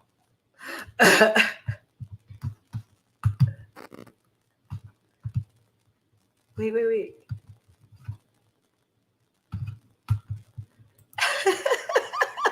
But people do. And I will not. They're like, you what? I'm like, no. And they're like, oh, I'm like, no, that's your spawn, not mine. I am not doing that. Yes. So, okay, we're going to get into this because we have a little bit of time. There was this thread on Twitter that I ran into where this person was basically saying, if I decide that I'm going to have a child-free wedding, like it's my wedding, fuck off. The amount of entitled parents that showed up in the thread just being like, well, I mean, you could also help to like offer, babysitters. And I'm like, no, those are your children, not theirs. It's their wedding. It is really, really weird that you are wanting the people who are already spending money for their wedding to help you find a babysitter when you go to the, like, no, they just don't want kids there. It's your job to figure that out. Something has changed irreparably with how we view who is supposed to take care of children. And that is a very frustrating act in general. Like whether you have kids or not, whether you like kids or not, there is definitely there's been a huge shift, and I mean huge shift, because I remember when it really was not like this, where like if you wanted to go out, you could not go out to the movies because you had to find a sitter. Now these people bring their screaming ass baby to an R-rated movie with titties out and people getting chopped up because they wanted to go see a movie. Like this boggles my mind because I don't, you had the children. You need to figure it out. Like if you couldn't get a babysitter, then don't go to the fucking movie. Like you're doing weird things with your kid at this point. Strange. I am just going to forever love crotch fruit because I have never heard this before, and it's the greatest thing. And I got so frustrated in every work environment that I've been in by the amount of parents that got out of work shit because of their family, whereas everyone that was single, childless, not even single, childless, basically got fucked over because they were just like, well, I know it's the holidays, but so and so had to leave, so I guess you have to stay and do the work. And it's like, so you never talked to them and told them maybe they should get some like a babysitter during the middle of. I know that it's not always this for everybody, but I got very frustrated by it. Yeah, It's just for exactly what Mia is saying. It is very upsetting because it just starts getting to a point where you're like looking at everything and we've accommodated you all more than enough. We really have. We don't smoke inside places anymore. Okay? Yeah. I'm greatly offended. But anyway, we don't smoke inside places anymore. We have accommodated you I all. don't mind that as much, but you know. I actually don't mind. I only hate it in the summer that you can't smoke inside. Yeah. I But don't mind it also in the winter. this taps on a thing that we've talked about, Audra, about Yeah, the fact that childless apartments are not possible anymore. A childless airline would get all of my money. yes. And like this is the frustrating thing is the second you want to do something like this, the parents the with children attack you with vigor Yeah. because they're like, well, childless airline, childless apartments, how dare you? And you're like, listen, I just want to live somewhere where I don't have to listen to your kids scream. I don't want to listen to them do anything. I don't want them coming near my dog. Like that's super fucking Yeah. annoying. Like puppy, I'm like, no, I don't want your kid near my puppy. No, because like, listen, like, just get away from me. And so you have to deal with all of this stuff and the battles that ensue between people who have kids and people who don't have kids in an apartment building. Just all of this, they just won't let us have anything. There was actually like a point in time where restaurants like wouldn't allow kids like after like under a certain age up to a certain time, and then they had to stop doing that Yes. because these people just, well, we're being discriminated against, and I'm like, Yeah. so am I, sir. I'm not against that, Pollyanna. Like, yeah.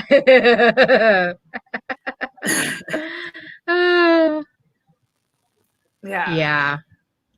And I just think that it is so frustrating because um you know, there are a lot of like it was mentioned earlier, there's a lot of memes out there where it's like moms can be the only people that get tired. You know, your tired is nowhere near like my tired. And it's just like the amount of people in my life that deal with I mean that whole Twitter thread that you had that you started yesterday.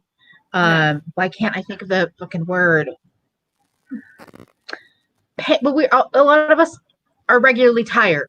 A lot of yeah. what is the word? What is the name? What is the Fatigue. thing? I'm so no. There's the like unseen illnesses. Ah, The chronic what, illnesses and physical chronic illness. illnesses. Yes. Oh my god, I couldn't think. My brain. The amount of people that have chronic illnesses that cause fatigue and pain on a regular basis. To sit there and be like, as a mom, I'm the most tired person in the room all the time. It's like, How do you fucking know? that. How do you know? Also, just because you're tired from raising a kid doesn't. Why do we have to compete? Yes, I hate that competition thing where you'll just be like, oh man, I'm really tired. You know, I did the housework. Oh, you're tired. Try doing that with a 3-year-old. You're like, I don't want to because I don't have one. So I'm still tired. Yeah. I love this. Well, Sarah is 12 and she's lazy. Pixie is 6 and she screams at us all night to feed her. And Emily is 4 and drools on everything.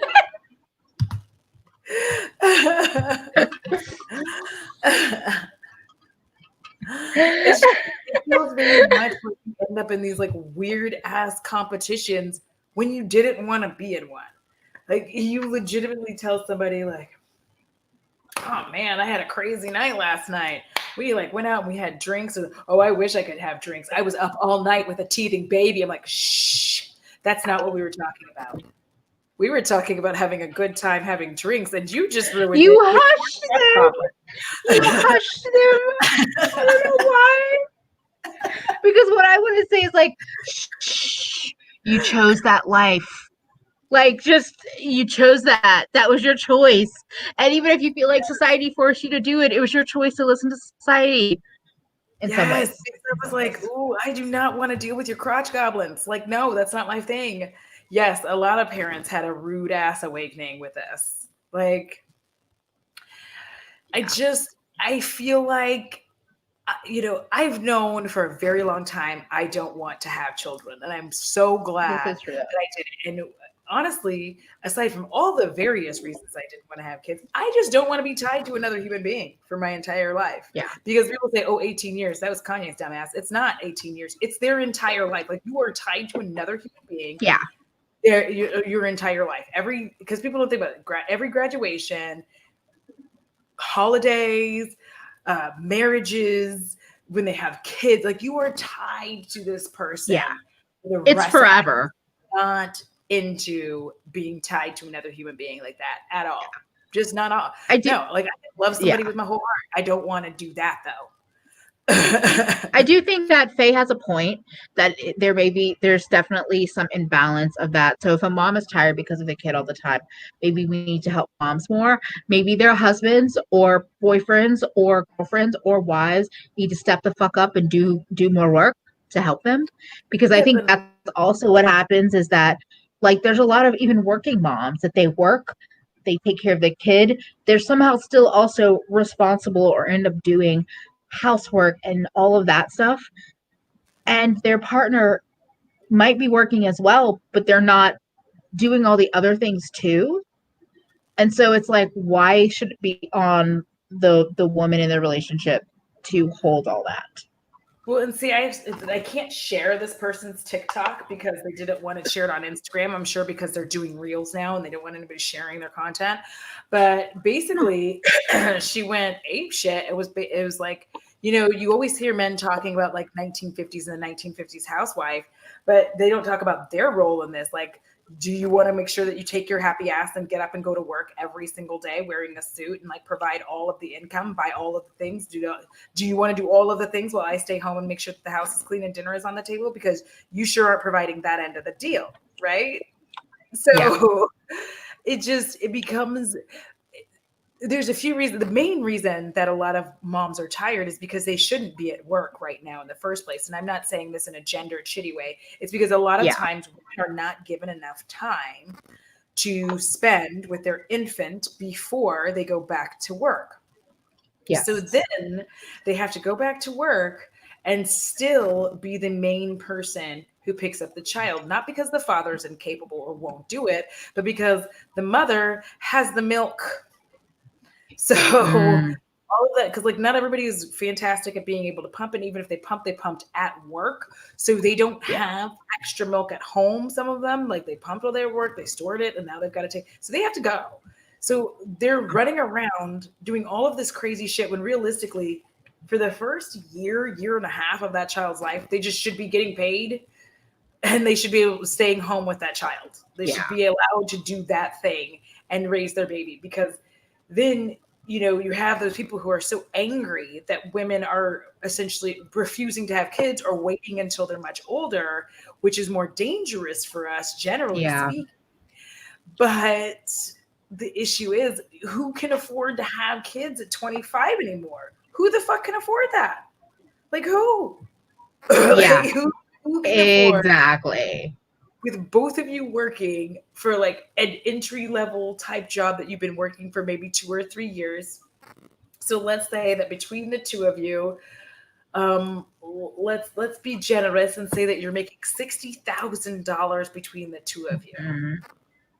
Yes, that part too.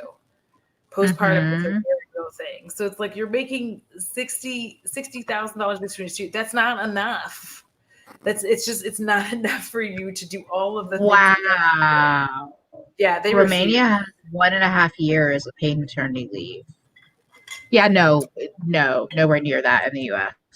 We have been appalled. The U.S. has been appalled because this is a weird place where you have people spouting very conservative values on how families should be raised, and yet they are absolutely not willing to do the things that are necessary to make those things happen. What they mean is that's okay for rich people, but everybody else, fuck you. Yeah. Also, this comic is really good. You should have asked. It really summarizes emotional labor really well. Yeah. Fuck patriarchy. There's no winning. Well, we've got to burn the system down. Especially here, because I mean, this is exactly this. That is true. Because here's the funny thing. This guy did, he did a freestyle in it on, again, TikTok. Funny enough, he was doing a very good job, but I was annoyed he did it. I was like, dude, I'm going to need you to just step the fuck out. Like, let the ladies do their thing without you. Can women have something, please? Can we have one thing? Not if there are men around. Thank you. He's like, oh, I've done this freestyle. I'm like, I don't give a fuck about your freestyle, bro. We don't really get to have anything. But anyway, I didn't ask you for that. Like, I No, I don't care. I hate this. Yeah.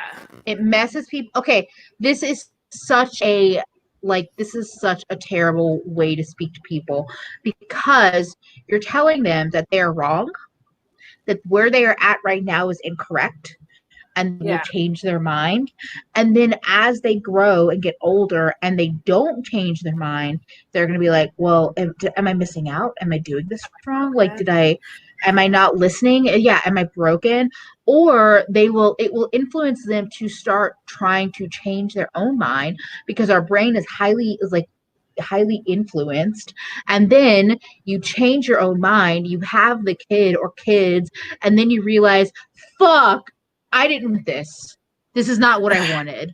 This is not at all what I wanted. And now you're completely miserable and stuck because, as you said, kids are lifelong, kids are forever. You did, and I saw that video. It was like fucking amazing. That actually was a really good video to watch at that point in my life because I was getting pissed off about the amount of people. Like I was sitting there like plotting to adopt a child I didn't want. Like, do you guys understand? Like, do you understand? Like that's where I was. Wow. Like that's what I had to do. I had to have a child, and I'm just like, I don't want to do this thing. And when that video, like, I immediately was just like, oh yeah, I don't have to do this at all. Cool. And like the thing about children, like as Alina's saying here, it really, especially in the US, it's honestly only for the privileged at this point. It's not for the rest of us plebeians down here. It just isn't. We can't afford it. And they count on that. They count on you not being able to afford it because they know that you and your partner who you've had this child with are going to be too exhausted just trying to live to pay attention to the issues. Yeah.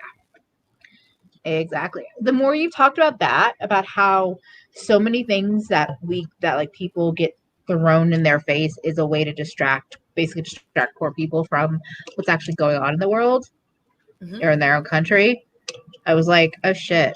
I hadn't really nobody had quite framed it that way. And I was like, you're completely right. This is why I say the system is not broken. The system is working exactly as it should be. Yeah. Yeah. It is. It's weird to me, the people who keep saying that. And it's like, we have to keep reiterating to folks, like, no, the system isn't broken. It's working how it's supposed to. The system was always intended for those of us who, like, the middle class was never supposed to be here. There was always supposed to be rich and poor. Then we built a middle class, and then the rich have been steadily working to dismantle it ever since it existed. They've just been trying to remove that because this is a country that can actually sustain the rich and the poor because there's so much money on the rich side. And like we have different levels of poor, so we can sustain it. But they've been trying to dismantle the middle class since it existed because they don't want us being able to have any kind of sense or education. And you can see that with how much further away we are getting from being able to access education. Like higher education is very quickly becoming, it's going right back, like back in the past, where only people who have money can get a higher education. That's where we are again. And people, the thing is, younger people are no longer willing to get ridiculously in debt just starting out their life, which is another reason why these people are so angry. They're so angry because there's a whole boatload of young people who are like, yeah, I'm not going to college. Fuck you guys. And they're like, what? How are we going to make our dollars though? Yeah. And I'm pretty sure Audra is in this camp. So that's why I highlighted this comment. Grosses me out. Listen, I don't want to hurt anybody's feelings. Please, nobody get mad at me. But honestly, if I have to see any like picture of your bump, or especially if it's not covered, no, I can't. I cannot. If you like, please. I just feel like sometimes, like, I get it. I get that my face might be alarming to some people, but your pregnancy belly is not for me. No. It looks so uncomfortable. As people have said earlier, it seems like a parasite. And And you know what? It is uncomfortable because every pregnant woman I have ever known has reached their uncomfortable state where they're just like, and they can't get any position. And I'm just like, oh God, I can't. Like, I feel like that, once in a while, or like sometimes, you have gas.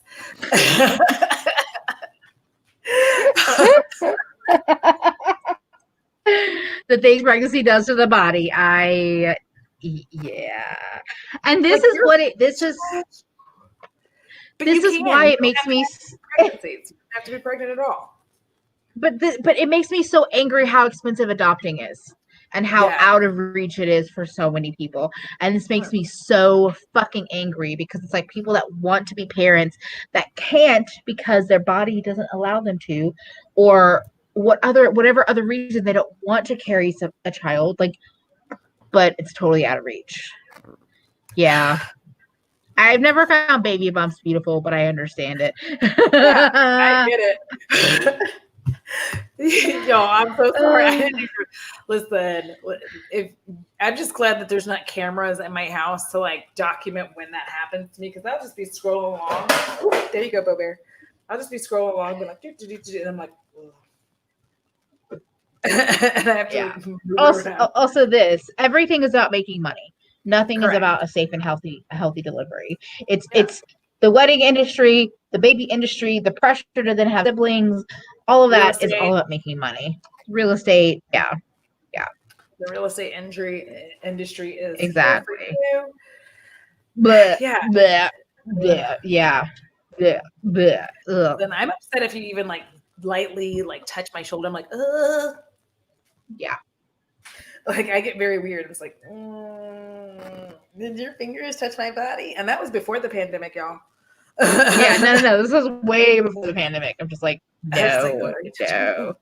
Get your hands off me. Oh, that's interesting. Olivia's mom gets really anxious and queasy around pregnant women. Okay. It actually just every time I'm like, like I cannot deal with it. I can't. And for me, it's just like, why would I knew this, listen, I'm an 80s baby. I grew up in the nihilistic 90s. Like, I kind of knew. Yeah. Yes. Oh my God. Yeah. The fetishization. Oh yeah. Yeah. No. I agree. But this is the whole system of it. The system sets it up so the only thing you are good to do as a woman is to make children. That's what you're born to do. That's what you're supposed to do. You're supposed to find your dream husband because we're still homophobic in this world. You're supposed to find the perfect man, have the perfect babies, be the perfect mom. It's 2020, and that is still what's being shoved down the throats of women as what we should be dreaming and having our goals to be. So, yes, exactly. And so when a woman finally does get pregnant, then people around her treat this way.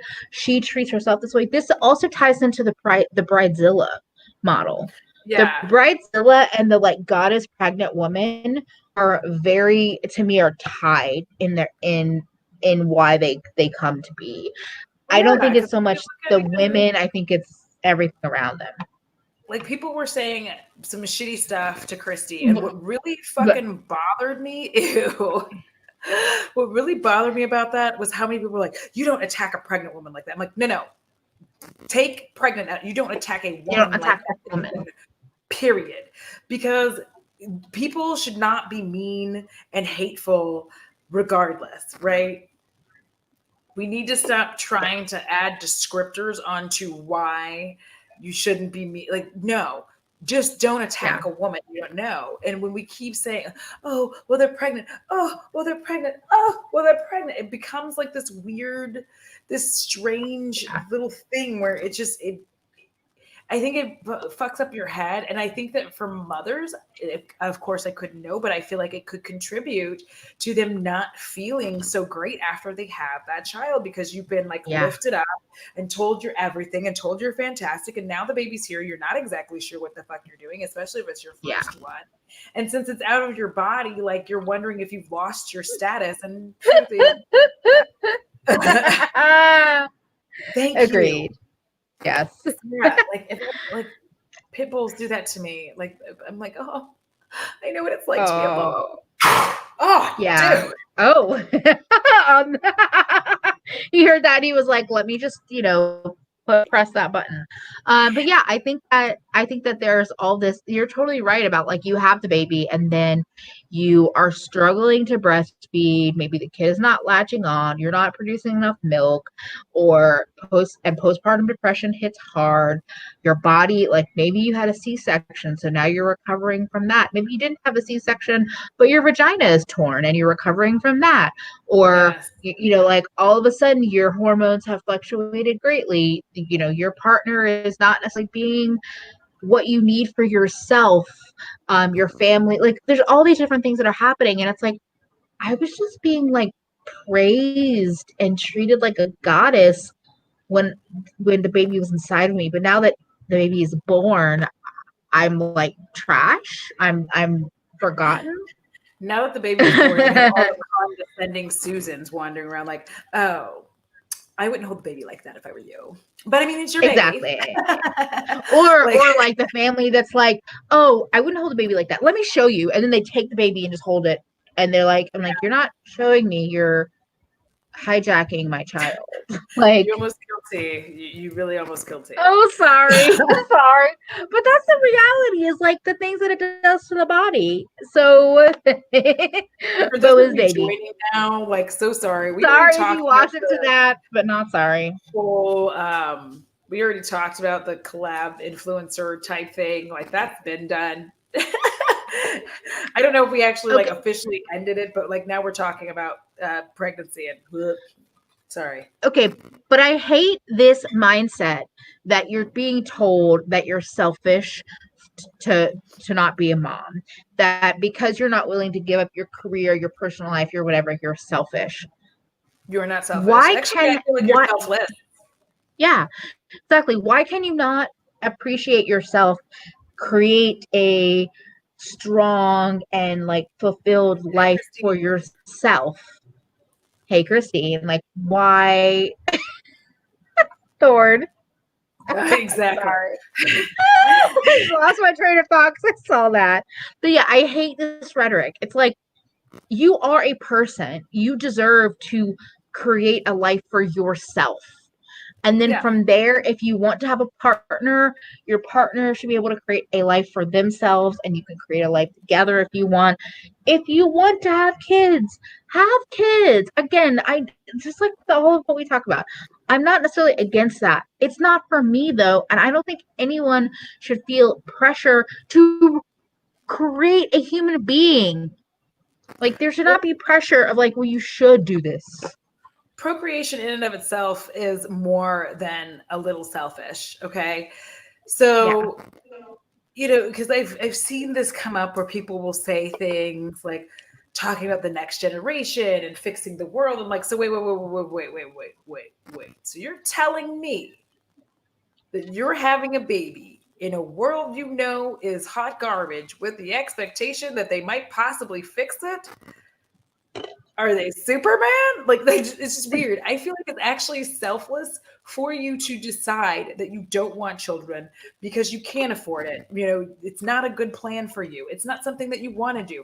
You want to travel the fucking world. And guess what? Kids make that a lot harder for you. Things that you want to do, that is actually a selfless act, because instead of you just doing the norm, the thing of settling down and having the kids, you said, you know what? No, I'm not going to have the kids. I'm going to have I'm going to do my thing because I don't want to resent my kids. I know plenty of people who had children young who resent them in one way or another. They love them, but they have a resentment. They want to be able to party, do all this stuff, but they missed it.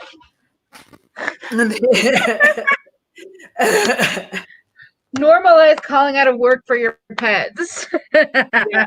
But Thank yeah, you. I agree. It's like, and also here's the other thing is that, oh, welcome. No gold can stay. Thank you. Um, Here's the thing is that even if you don't have children, okay, you don't have to like to be around kids or whatever, but you're Yeah. still in other people's lives. Other people in your life are going to have kids. You are still showing other kids.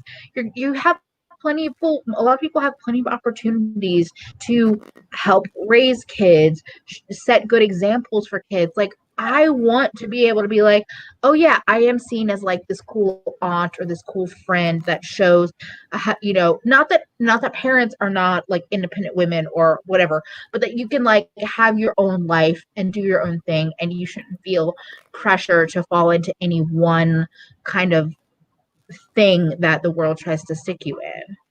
Yeah. I mean, Yeah. I feel very, very much like this narrative of what we are supposed to do versus what we want to do are two different things. And it's very frustrating as a woman because it's just everyone consistently looks at you like, I mean, you still have time. I'm like, time for what? And you're like, well, I mean, if you want to have a baby, now's the time. Like, I don't. Do I Like, still I have time to don't travel to more celebrate this countries? about Because that. that's what that's what I have time for. Yeah, Also, this is a good question, Angie. This is because a teenager decides to be sexual. This is why I think it is. They decide to be sexual, and it spins out into this, like, I think it turns into like, how dare you be sexual? How dare you not be this innocent, perfect little child? When you're not educated teens on how to have safe sex, you're pushing this abstinence bullshit. And also, you're not like having legal abortions as an option. So now you're framing this child most likely, as a sexual being that should have known better, and now your punishment is that you have to carry that child to term and then raise it. and to add to that, everybody knows you're having sex, but you were supposed to be quiet about it. And That.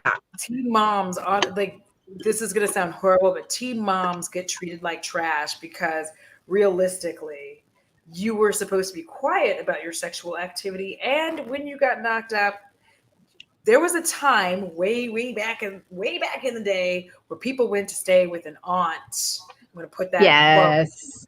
And so they Mm-hmm. went and they had a baby and it was basically taken, given up for adoption. That's why we have the adoption laws that we have now. But because people didn't, their parents had dominion. So their parents were like, you're not having this baby, we're not keeping it.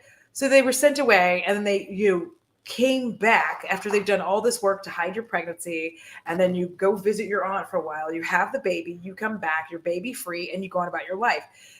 The women are supposed to be the gatekeepers of the punani.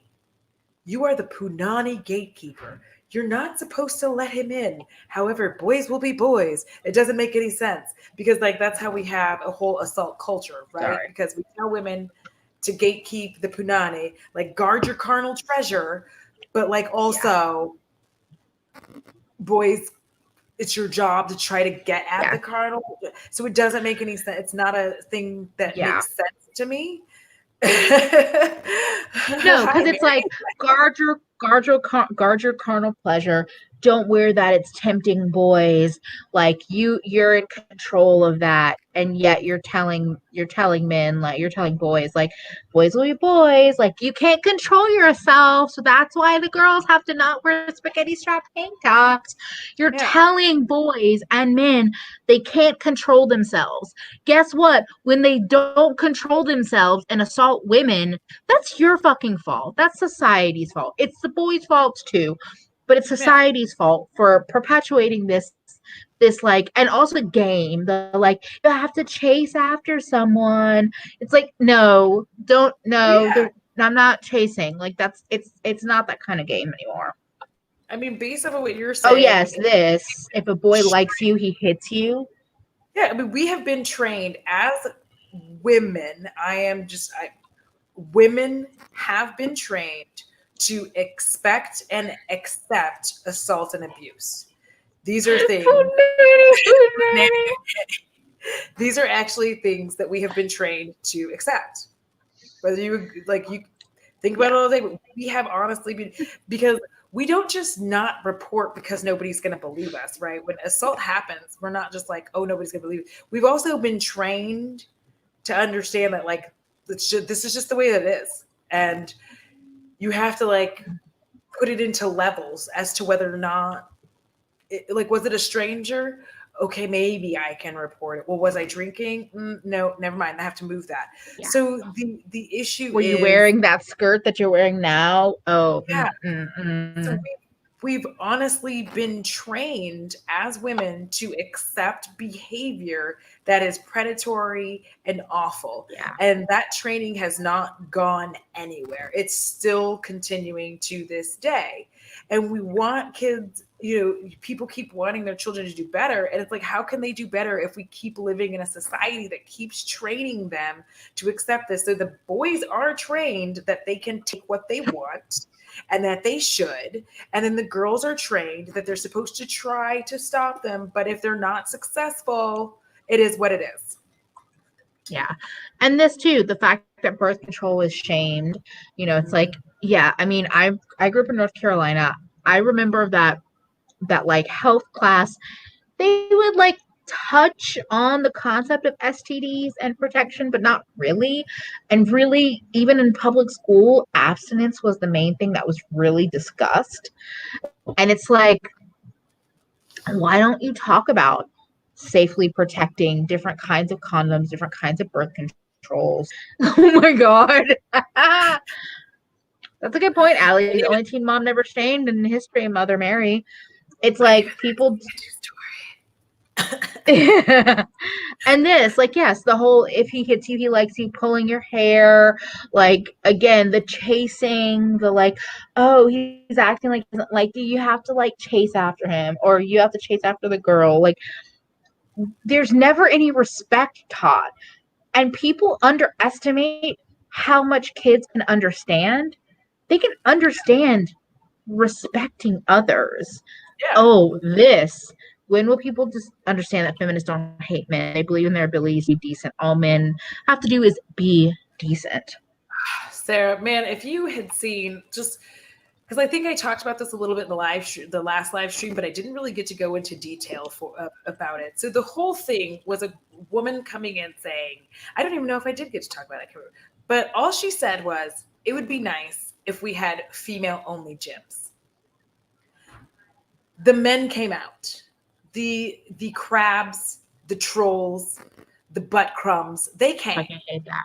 They came out, and their responses were just incel trash. Things like, yeah, it'd be great not to see the girls come in with their caked up on makeup, holding on to all the fucking machines so we can't use them. I'm like, first of all, I'm going to tell you something. When I go to work, I go in a full face of makeup. And when I do go to the gym, I'm going directly from work to the gym. Guess what I'm not going to fucking do? I'm not going to wash my face right now because I'm going to get all sweaty. And I don't like to wash my face 17 times in one day. That's not who I am. It's not good for my skin. So I go for my job to the gym, makeup on, and I get on equipment. Now, if I am wandering around just a little bit, it's because one of you dickwads is on my piece of equipment taking a gym selfie for your Tinder profile. But also, bag.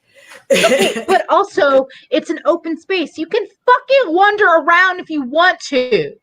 I'm so tired of us having to give excuses for why we're doing what we're doing. I'm really sorry if I get really loud. I'm sorry if that was hard for anybody with headphones. But it makes me really angry that as women, especially, we have to excuse why we're doing anything. It's an open space. It's a gym. You can wander around if you want to. You can walk over to one of the empty mats and lift one weight and put it down. You can get on the machine for 5 minutes and then leave. You can be on the machine for an hour as long as like 10 people aren't waiting for you. And I'm sorry, but like Curves.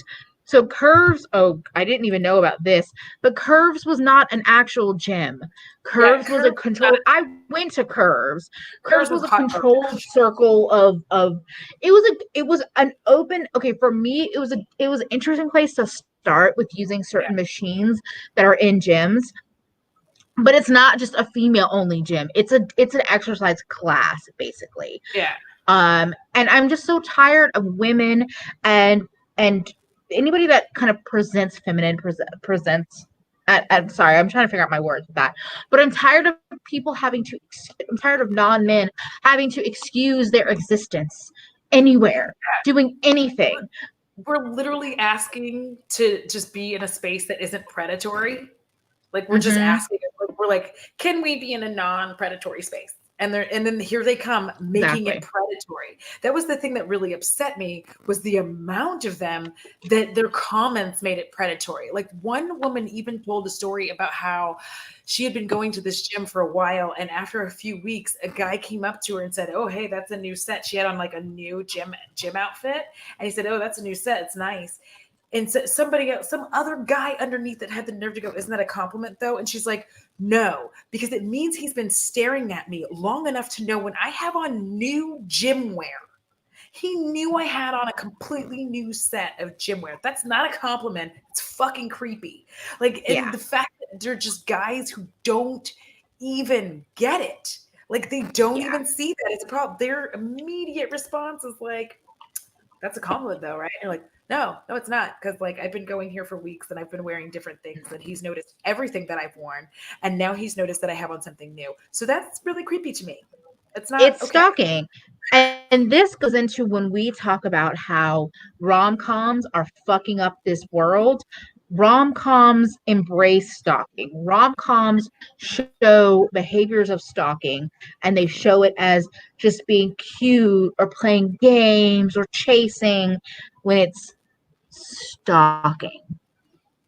Yeah. And so people have a hard time, particularly women have a hard time understanding what actually is stalking, what actually is dangerous behaviors, because it's been framed out for so long as like, it's just a game. He's just like, just flirting with you. He's just like watching you. And you're like, he's stalking me. I mean, I don't know who needs to hear this, but Edward is a predator on multiple levels, not only because he's a vampire, but also because he's like a gazillion years old and Bella's actually 16. So that's gross. I'm just saying, like, it's gross. Just because he look like, it's still gross. I just want you to know.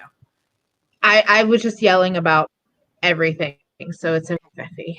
I hate everything Also, to do with virtually every one of these movies. Like, I mean, but here's the thing. I used to like going to the gym, but I hate it because then, of course, you have the guys who are talking about the outfits that women were wearing. And I'm like, yeah. you guys do understand how working out works, right? Like, have you seen, okay, I don't like to go to the gym in like the baggiest possible shirt and all of that stuff, because then I can't really use the equipment. Yeah. Like now I have to worry about my baggy clothes getting sucked into the equipment. Are y'all serious? So it's just, and how like, dangerous that is. Eventually me and Emily are just going to be sitting here, like, we're going to start like pulling a movie out, and we're just going to like talk about how much we hate this rom-com and everything that's fucking wrong with it. Yes. Because there's so many, like every single one. Do not get me started on Dirty Dancing. I know so many people like that movie, but can we just please talk about the fact that her name was Baby, she was 16, and she was dating like a grown-ass man. A grown-ass man. I don't know how old Patrick Swayze was supposed to be in that movie, but he seems like he was 35. And so I was not okay with that relationship, and the end of it with her dad basically being like, "You can have my daughter." Like, no. Yeah. So gross. She was just like too young to be like, oh. Yeah. And it's interesting when we look back at like thinking about movies, and same with music and a lot of things that like, where people are like, oh, I watched, like, it's kind of like the whole like separate the makeup from the person bullshit that people have tried to pull for a long time, where it's like there are a lot of older movies where I realized it was made in an older time, but it still makes me cringe and react, because that has framed out, like, people really don't understand or don't really believe the weight of pop culture and media and how it affects our day-to-day life. Listen, I swear the majority of my confidence came from the fact that I was just like way into, I guess, some like interesting alt movies. Like one of my favorite movies was Baby Cakes with Ricky Lake. That was one of my favorite movies ever. And I begin to realize like how much my life is centered around fat women. And I'm like, can we please encourage Feffy to start her own channel? That's why you can yell because I mean, Mia, I don't think you yell. I think you say hot, like you say great things. But yes, I love Mia's channel. I love Mia. Sorry. But wait, talk about how centering your life around fat women. I'm just gonna, recenter that conversation. Oh no, it has because like I just realized last night too when I was watching Drop Dead Diva. The whole reason I watched that show was because I was like, oh, they're gonna have like a fat woman be like the star. All right, I'm fucking down. Like I've done this my entire life, not even on purpose. I think I have. Drawn. I have not seen this. Sarah. No. You're gonna make me like learn shit? Oh, okay. Gross. That hurt my feelings. Blah. Blah. Okay. Even though I love Little Mermaid, but that line just okay. Wait, what is this? You used to relate to Little Mermaid, and then one day you started relating to the dad. You're like, right, not need to be out in that world with those creepy dudes. Like, but yeah, I liked that. I like baby cakes. I just always, I don't know what happened. I guess that these are the things that shaped me and why I still like curvy women to this day. But yeah. That's I used to every time. I actually recorded that on VHS. Like that's how much I liked it. Ooh, that's amazing. I loved Hairspray, like John Waters' Hairspray. I like that too. Oh, that was pretty iconic. Thinking about like movies specifically with fat women, but yeah, any like kind of like alt or slightly off kilter. Yeah. Because I liked that she had her own confidence. Like that's what I liked about watching Baby Cakes is it really wasn't like your regular ever like I don't know if y'all have seen it, but it was just a movie. I need to rewatch it. It's been a while. Her confidence on her own, like, and she was like, you know what? Fuck this traditionally handsome douchebag who doesn't like me. I'm gonna go on about my life by myself. And she just like, and he's all like, I miss my fat babe. Come back to me. And she's like, maybe. Nice. I loved Ricky Lake prior to her having a show. I'm not gonna lie. Yeah, agreed. Loved her in movies, and I just because she was also in A Crybaby, which is one of my favorite weird ass movies. I want a Netflix program to light my hair on fire. Oh, I know that feeling very well. Yeah, I swear we're just but yeah. Like me and my bestie just blast shit. Have a good time. Yes. I like this. As soon as you start siding with parents in Disney movies, it's when you're actually hit adulthood. Facts. Yeah. And I did like Dumplin'. I like Dumplin' Alex. I did like that. I don't think I need to watch that. I need to watch it. But yeah, pop culture informs what we consider normal and acceptable. I agree with that. Crybaby. Too many people who want to play this game where they're like, people are super smart. They do not allow media to say. I'm like, yes, you do. Here's the thing. Whether you want to or not, there are pieces and parts of you that allow, because if it didn't, there wouldn't be so many of us hooked on the idea. Like, remember when 5-table ring was a thing, when people constantly said 5-table ring, whether they mentioned it, but they said it all the time because they saw it on a show.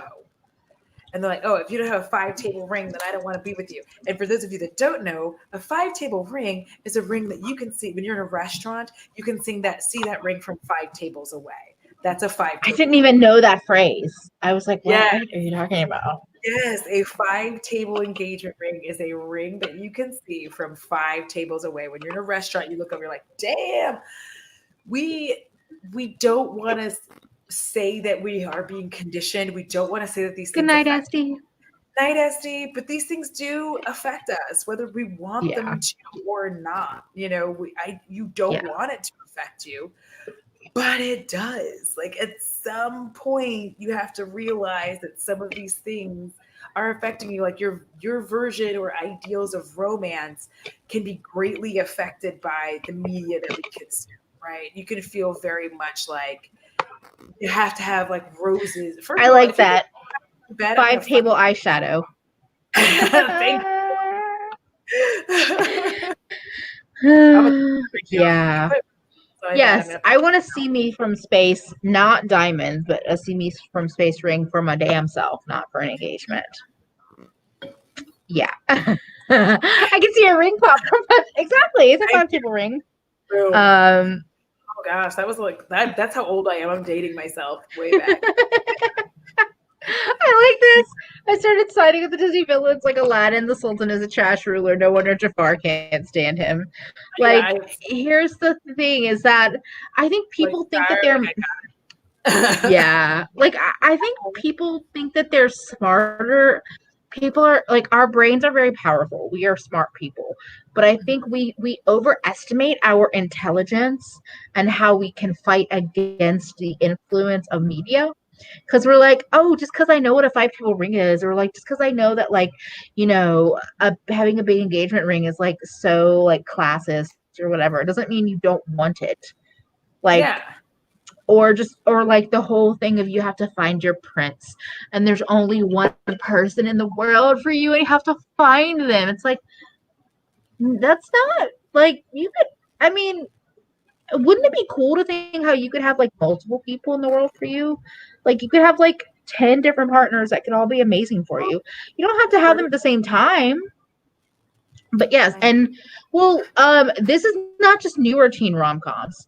I generally think rom-coms on a whole are fucking problematic, and they promote abusive. Yeah, I guess so. I try not to watch. Teen ones used to be softer, and now if you like, listen, I'm not gonna lie, I do love the kissing booth movies. Like, listen.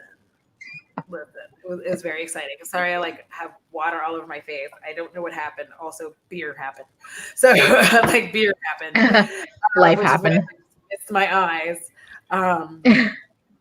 But yeah, because 16 Candles was very problematic. Like we had teen movies that were problematic in different ways, but I feel like recently abuse, like actual abuse, has been, because that used to be like the action movie. I feel like what they did is they took that behavior that was in an action film and they moved it to teen rom-coms where like guys would be like upset, like banging on things, be like, come here, and she's like, ugh.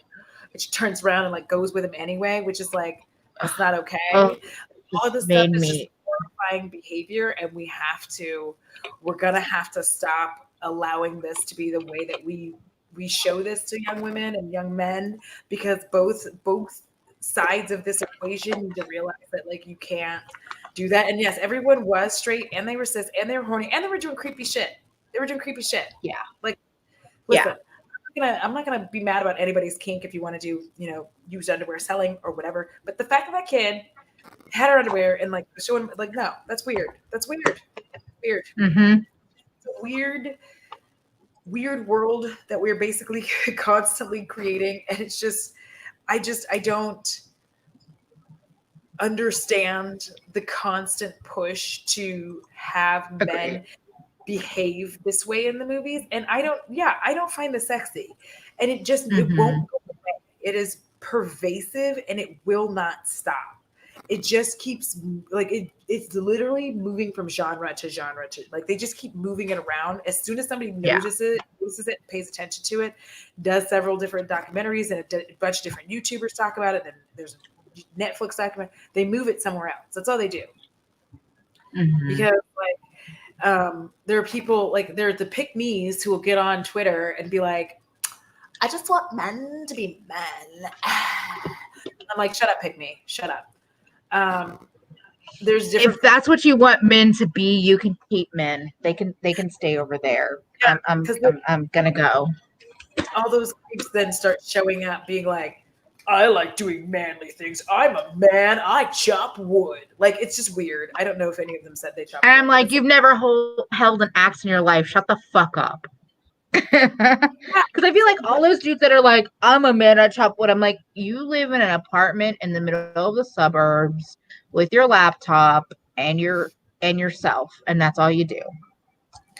Yeah, so it's just it's because like how are men supposed to claim a masculinity that they feel comfortable with and happy with when they don't even get to be participants in what it actually is. Like we can talk all we want about how like men, the patriarchy sucks, but we also have to realize that they don't actually get to participate in what being a man is anymore.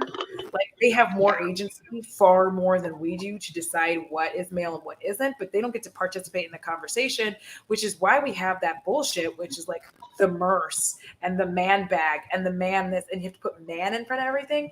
We wouldn't have to do that if like men actually had a part of that conversation. They would just be like, yeah, it's a fucking bag. Like it's fine. I don't need to call it a merce. But see, this is a man that has like some diversity to his self. Brawny lumberjack types, but need to be able to cry with me when a dog dies in a movie. Also this skinny corporate dudes who only take Uber to slave away at their 9 to 5. Men are naturally stronger and better outside jobs. Division of labor. And it's just like their hands are so soft. And they're like telling me I just like I like this. Kevin, we're both working corporate and my bicep is bigger than yours. Shut the fuck up. Mia is queen. Seriously, like so many people. Also, yeah. I'm not concerned with what your idea of a man is. Exactly. I just am not. It's just it becomes a very upsetting and disturbing thing when we start to like, when you start breaking down some of your favorite movies. Like, okay, Labyrinth is my favorite movie of all time. And actually, that's done very, very well. Because the whole time, Jareth, the Goblin King, he wants the lady. And he's willing to cheat and do all the things to get her. And you know what? She still wins. She remembers the shit and she's like, bitch, you might be sexy, but I'm coming to take this baby. Although I still disagree with her decision. She really should have just left the baby there and got with Jareth, but that's neither here nor there. But you see like that story, like she's just an annoying teenager. And like, how did it go from that to like what we have now? Like, I'm so confused. It's also, hello, Rami. No, lumberjack doesn't necessarily necessitate douchery. It's just interesting how men will be like, I cut wood, and I'm like, you've literally never done that in your life, so that's okay. Because I know it's changing up the photo. It's like, because I've never cut wood either, but I don't need you to tell me you've done that. I don't care, actually. Like I don't get it, because it's like I'm unusually strong for myself. I like this. Men who are naturally stronger but struggle to lift my camera or my 500mm lens. It always comes back to the gray sweatpants. We are Legata. Oh my goodness. I don't know who you think you are wandering around in gray sweatpants around me, but I do have to tell y'all, if you've been on my Instagram stories, I have been walking around like a white Victorian princess all day in this skirt. Just swish, swish. I have been holding it, seeing it around. I have been standing in the fucking street. I am not kidding. I have been standing in the street with this skirt, just like dancing, like just in the street, just swirling my skirt.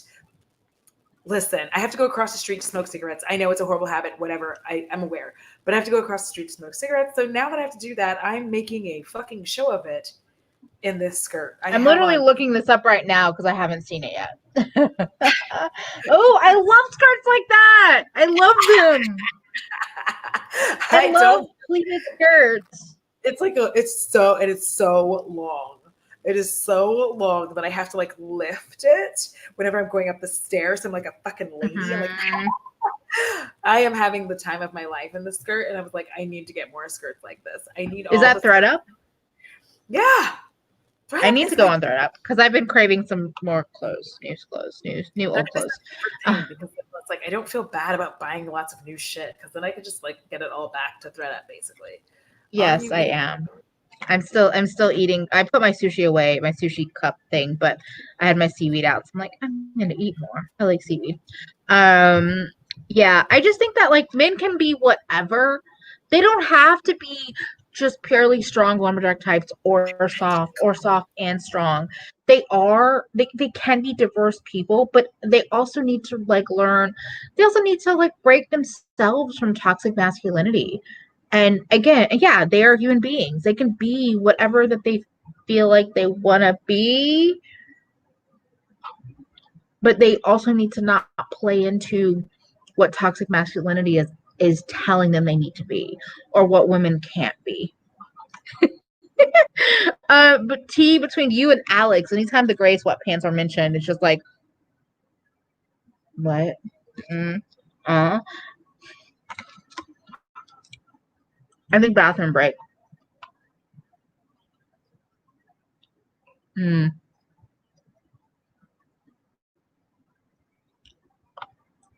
Hey, 90% is not bad. I think that's a pretty good success rate, in my opinion. This too, your part, and I always feel like if you're going to have a partner, they should enhance your life, not complete your life. You're a 100% of a person. That person can enhance that. You're not like looking for your other half.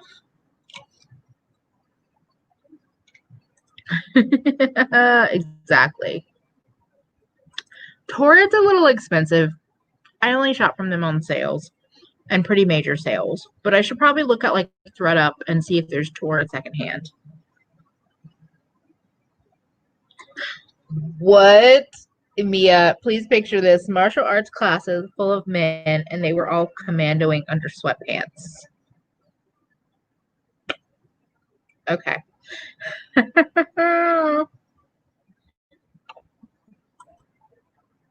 This. It's the sense of entitlement to ownership that's obnoxious. Ownership without commitment, also. Exactly. I like this.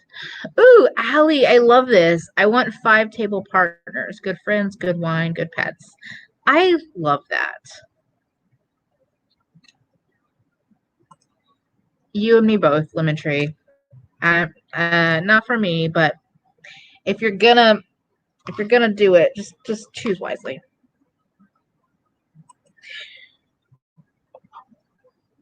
Ah! The bad part was that we were doing acrobatics and jumping kicks. I had to avert my eyes to not see helicopters.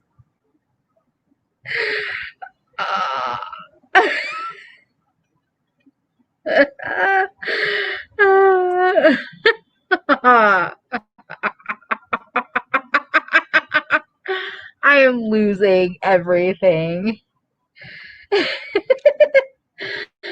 Rami is a simple man. Just want somebody to blow his back out. Oh, thanks for hanging out, PD Jack.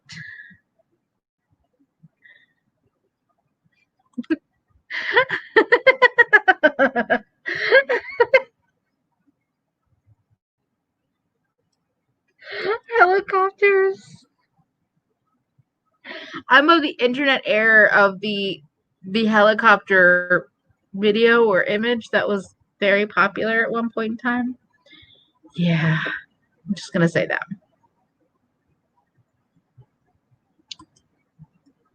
Oh, I haven't bought much of their like branded things like that.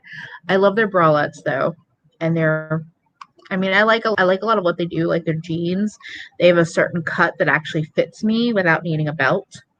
Like my hip to we feel like we've talked about this in multiple chats, but my waist to hip ratio, it's like they have one specific cut that works, but they're fucking expensive. I love that. Okay. So sorry, I had to grab a piece of my chicken tandoori because I was not expecting us to be having such a good ass conversation that I know. So I have to share with you what Mia talked about earlier because it was just absolutely hilarious. Where is it? Where is it? Oh no. Okay. Please picture this. Martial arts classes full of men, and they were commandoing under sweatpants. Oh no, please. It continues. One, I missed that It made T's jaw drop. And then the bad part is that we were doing acrobatics and jumping kicks. I had to avert my eyes not to see helicopters. Listen, if you go back and watch Labyrinth now as an adult, all you see, Bowie's package. Listen. Because where they set Hoggle, who he often called everything but Hoggle, he was like Hegel, Hogwart, everything but Hoggle. Hoggle was positioned to be directly as tall as Bowie's package. I don't know if it was I don't know if he was wearing a cup. I don't care. All I know is I was like, doesn't matter. The first time I saw it, I was like, oh. Labyrinth is not for kids. Those pants are obscene. Like, listen, I would love for you to clutched write my pearls the first time. I was like, oh my God, oh, look at that. My God. Yeah, David Bowie's dick, like that whole thing was just like him and his junk. And it was just like, how there's somebody on Twitter, on Instagram, that I am Instagram friends with. Gee, there's like juices everywhere. Ooh, lick the juice, dude. It's falling. Get it. I'm trying to get this non. That sounds so weird. I'm trying to get this non. How am I going to get this non if you like won't get out of my way? Let me have my non. I love that movie. But it's like, I have a propensity That's for a falling story, in love Emily. with like men who aren't going to fall in love with me. That's fine. I just have a propensity for doing it. The thing is, at 40, I realized I don't even care. Good night, Courtney. Anyway. Night, Happy Courtney. belated birthday. Yes. Yes, because Jared, I mean, the hair, when he was playing with them, those leggings. Oh my God. Yes. Ooh, I just got like juice on my titty. Oh. It was a joke because of the crotch pipe. Bowie stuffed a potpourri bag in there as a joke, and they just left it. Oh my God. That's amazing. Because, listen. This is amazing too. If he says, when he says, you remind me of the babe, I'm like, huh. Like a shiver goes down my spine every time. Like every single time. Especially when he's like singing the end song.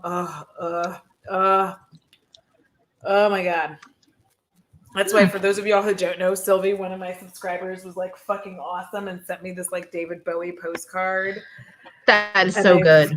Fucking love it. I'm like, see, these are the kinds of things I live for. Like, yes, it's like send badass things like that if you're gonna send me stuff. It's amazing. I love it. And I walk by it every day and I'm so happy. Oh. Those pants were just, yes. Alice, the masquerade dance. David Bowie appreciation. But we're not going to talk about Dancing in the Streets because that was whack. But like, also, I totally had flashbacks to culture of that moment when American Apparel was a thing, and I was like, but why are you supporting a predator and a creep? Okay. Yes. Back to David Bowie's cheek lines. Oh, yes. Listen. Like when he looks at Sarah and he's like, what said is said? And I'm like, oh. You're like, what's this? What? So we need to get together like as a crew here and like write fan fiction to change the story to where Sarah's like, okay, I'm staying with you. You hush your mouth, sir. Nobody asked you, and you can't have chicken bones because chicken bones are hollow and they splinter and they will hurt you. Do you understand me? I feel like the answer is yes by the way he was looking at me, but I don't know. Yes, David Bowie created contour. Came from him. It really did. Also, good night, Toya. I saw your comment earlier. Yes. Nice. I have never owned like any leather or faux leather leggings. I have owned. If I wanted to spend a lot of money, I could get them from Torrid probably, but they don't make them for a very, very long time. They did not make them affordably for anyone my size. Might have changed since I last looked. Yeah, I mean, I Yeah. just feel like it was just very like yes, and I felt like good about that. I I don't know. love I feel this. like Do they make a sound? like okay. I also loved um the Ziggy Stardust era, which Hedwig and the Angry Inch, which that movie to this day makes me cry. And I met the fellow who played Hedwig at the film Oh, festival where I saw it. Oh my God, memories. I have trauma brain. So like I forgot that I did that, but I did yeah. because also at that film festival, listen, I'm a smoker, so I'm going to tell you like the whole Mhm. thing. I was broke, but they were handing out Lucky Strike cigarettes. Like that was a thing. They were handing out Lucky Strike cigarettes because you could do that back then. Like that was normal. And so they were handing out Just Lucky give Stripe, away like Lucky cigarettes. brand, Lucky Stripe cigarettes. And so like I had like over a carton of those. And I was like, this is amazing. I'm so excited because I didn't have to buy cigarettes. But yeah, I saw them and I saw the gentleman who played Hedwig. And that movie is one of the most Awesome. emotional films I've ever watched. Like Mhm. I always get emotional, like even to this day, I put that on my Instagram, that I always get emotional when the gay storyline works out, when the queer storyline works out, because it Yeah. almost never does. It's always like kind of hidden or whatever. And then like that was one of the things I did like about the kissing booth too, is I was like, the gay storyline. I didn't even care. Like I will sob every time a queer storyline works out well. I will Oh, also sob every time an interracial relationship works out well without like a gazillion pounds of struggle, because they always make interracial relationships full of the struggle bus. So like these were yeah. things that I just was really happy about when I saw that. I was like, yeah, thank you. Thank you for it. Like letting them just be in a For letting them relationship. exist. Yeah. Yeah, it's like Yeah. thank you, thank you. So it's just stuff like that where like I feel like we have to be better about how we represent relationships. And yes, it's weird that we do that with so Yeah. like you can't hang out with no, you can't hang out with boy. And I'm like, okay, but how are how are young women supposed to learn how to behave? Like young straight women, how are they supposed to learn how to behave amongst a group of boys? And hell, even young queer women, because you still need to know how to protect yourself, how to let them know you're not interested, how to actually protect yourself. So But I think more than anything, we actually need to blah, blah, teach boys that you can have platonic friendships. And I yes, think there's a bigger need not to necessarily teach women how to behave, because fuck, women and girls get that enough, but to yeah, show boys and men that you can have friendships with all genders, and that not every interaction you have with a woman or somebody you're attracted to or could be theoretically attracted to means it needs to be a sexual or like a relationship, like, because yes, especially when you're young and you have all these hormones raging, and it's like I don't think there's enough discussion about the fact that you are in control. Yes, your yeah, hormones are raging, but you are still responsible for how you display that. And I think if more boys had friends that were girls too, they would realize, like, or they would understand that these are whole human beings, and that they're not just somebody that I want to jack off to, or like whatever yeah. disgusting thing that they feel like doing in that moment. Like, they are somebody I care about. They are somebody that's funny or interesting. And that doesn't mean that I want to be in a relationship with them. They're just a friend. Yeah, But that's this why I think that whole, like, whole thing, whereas like the yeah, friend zone doesn't exist. yes, It bothers me every time somebody uses the term friend zone, because that's not a thing. You are either there's not a zone. Like you and I are mm-hmm, friends. You're not in a zone of friendship. We are just exactly. friends. So it's weird that when males and females are friends, there's suddenly a zone, which Yeah. again, like also perpetuates this ugly stereotype of listen, there's something weird going on with straight TikTok. I don't understand it, but like this dude was talking about his girl having a gay best friend, and that this gay best friend would have to suck his eggplant in order to prove that he was actually a gay best friend so that his girl could hang out with him. And I was like, sir, I don't know if you know that you just outed yourself as gay, but or bisexual, but also go fuck yourself. That's weird. No, it's predatory. It's predatory. You're telling somebody that they are forced to do a sexual act, which guess what? That's fucking assault. That's sexual assault. You are forcing somebody to do that. So prove that they are okay, but okay, you just basically called yourself bisexual, which this gay man could also technically be bisexual. So you're not proving anything because that man could suck your eggplant and also eat her taco. It's just a weird world. It's heteronormative, toxic, terrible behavior, and it literally is making me freak out. Even though I know it, makes me freak out so much because it also worries me about how many gay men have had to endure the gay best friend stereotype, and I don't think people understand the emotional toll that this takes on gay men. Like they just don't think about it because they're like, oh, well, it's like I have a girlfriend. I'm like, no, you have a friend who is a guy who is gay. Just in case you didn't know this, I don't know, straight girls out there, all gay men aren't into fashion. They don't all want to decorate your house. They don't all want to go shopping with you. Just like you want to be a dimensional human being as a woman, so do gay men. Please stop with this rhetoric of like, as soon as you meet some man who is gay, going, yes, gay best friend. Please stop doing that. Please stop doing that. It is not okay. It is not okay. Yeah. I do agree with this too, that the whole like not like I'm not like the other girls. I like hanging out with guys. I'm not friendly with girls. Like that feels very weird to me because it's very like self-hating. And like if you're honestly like all your friends are of the opposite sex, or opposite gender, that's totally cool. But as long as you're not using it as this trophy of like how cool or special or unique you are and how terrible other people are for having girlfriends or guy friends. Yeah, it's a weird dichotomy that like we have here where it's almost because I feel like I know you hush.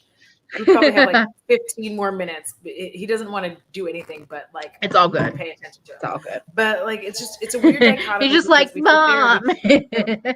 We honestly try to feminize every man that is gay, and I don't know how many people don't know that there are very, very masculine, feminine gay men. Like they exist, and then they have to fight against this stereotype all the time where they'll have to be like, oh yeah, girl, yes.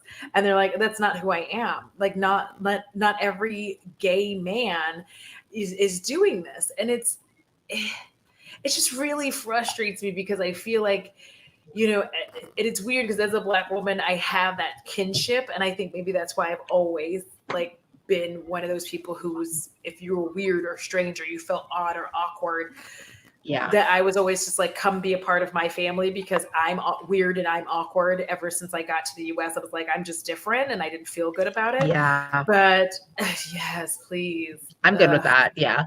And I think the gay man trope also carries to women and how not all lesbian women are butch. They don't all want to do woodworking or have house tools. Like there's a lot of they don't all have a mullet. They don't all have there's a lot of feminine lesbians and it's seen as like it's looked down upon. I know that for gay men it's probably a stronger stereotype that's more prevalent because of that whole gay best friend bullshit, but I think it's just a thing that gets stereotyped for a lot of gay people, generally speaking. Oh yeah, it truly does because we very much, especially if you look at the culture, like while Will and Grace was a breakthrough for its time, it did perpetuate those stereotypes that, you either have sippity dipper queer or like I'm kind of like whatever, like priests don't do that. But also he still had the queer stereotypes, but he was just more masculine. Like that's all. He was the more masculine form of Jack, just Jack. And then I'm sorry, I can't not do that, but he was like the more masculine version, and it just becomes where women feel entitled to do and say things, like straight women to like look at their gay best friend and say things like, if I don't find a man, we're gonna get married at this age, as if he doesn't have plans. Like we'll just dead ass look their gay friend in the face and be like, well, if I don't find a husband by the time I'm 40, you and me are getting married and we're having kids. And he's just over there like, baby, did you not think about like my life? So weird that you think like also, what if I don't want to get married, or what if I don't want to live with somebody else? Like all of that is weird. It's just very, it's a very weird conversation that starts being had there where you're just like so confused. My favorite TikTok is where like there's a couple, it's a couple of women, and somebody was like, who's the alpha in your relationship? And she like walks up and she goes, first of all, we're not werewolves, we're women. And I was like, well, and it's not even the alpha. It's when people say, who's the man? Who wears the pants? It's like, we're both women, or maybe my partner is non-binary, or maybe like both wear pants.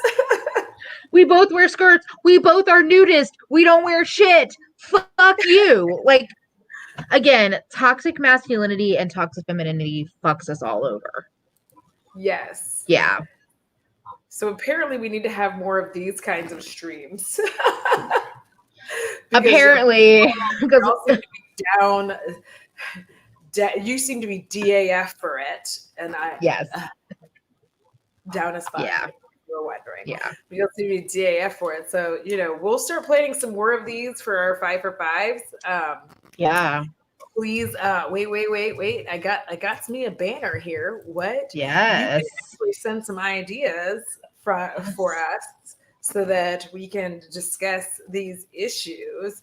And approximately, we're not exactly sure, but at least every couple of weeks or once a month, it's going to be like more on our Patreons, things like that, so that we can maybe sometimes we can just discuss things a lot more frank and not worry about monetization and demonetization. That's why we do it. It's not for anybody who is wondering. It's not because we're like, we got to get all the money. It's literally because there are some things that like I'm pretty sure I won't be surprised if tomorrow I see that this has been like not demonetized, like but limited.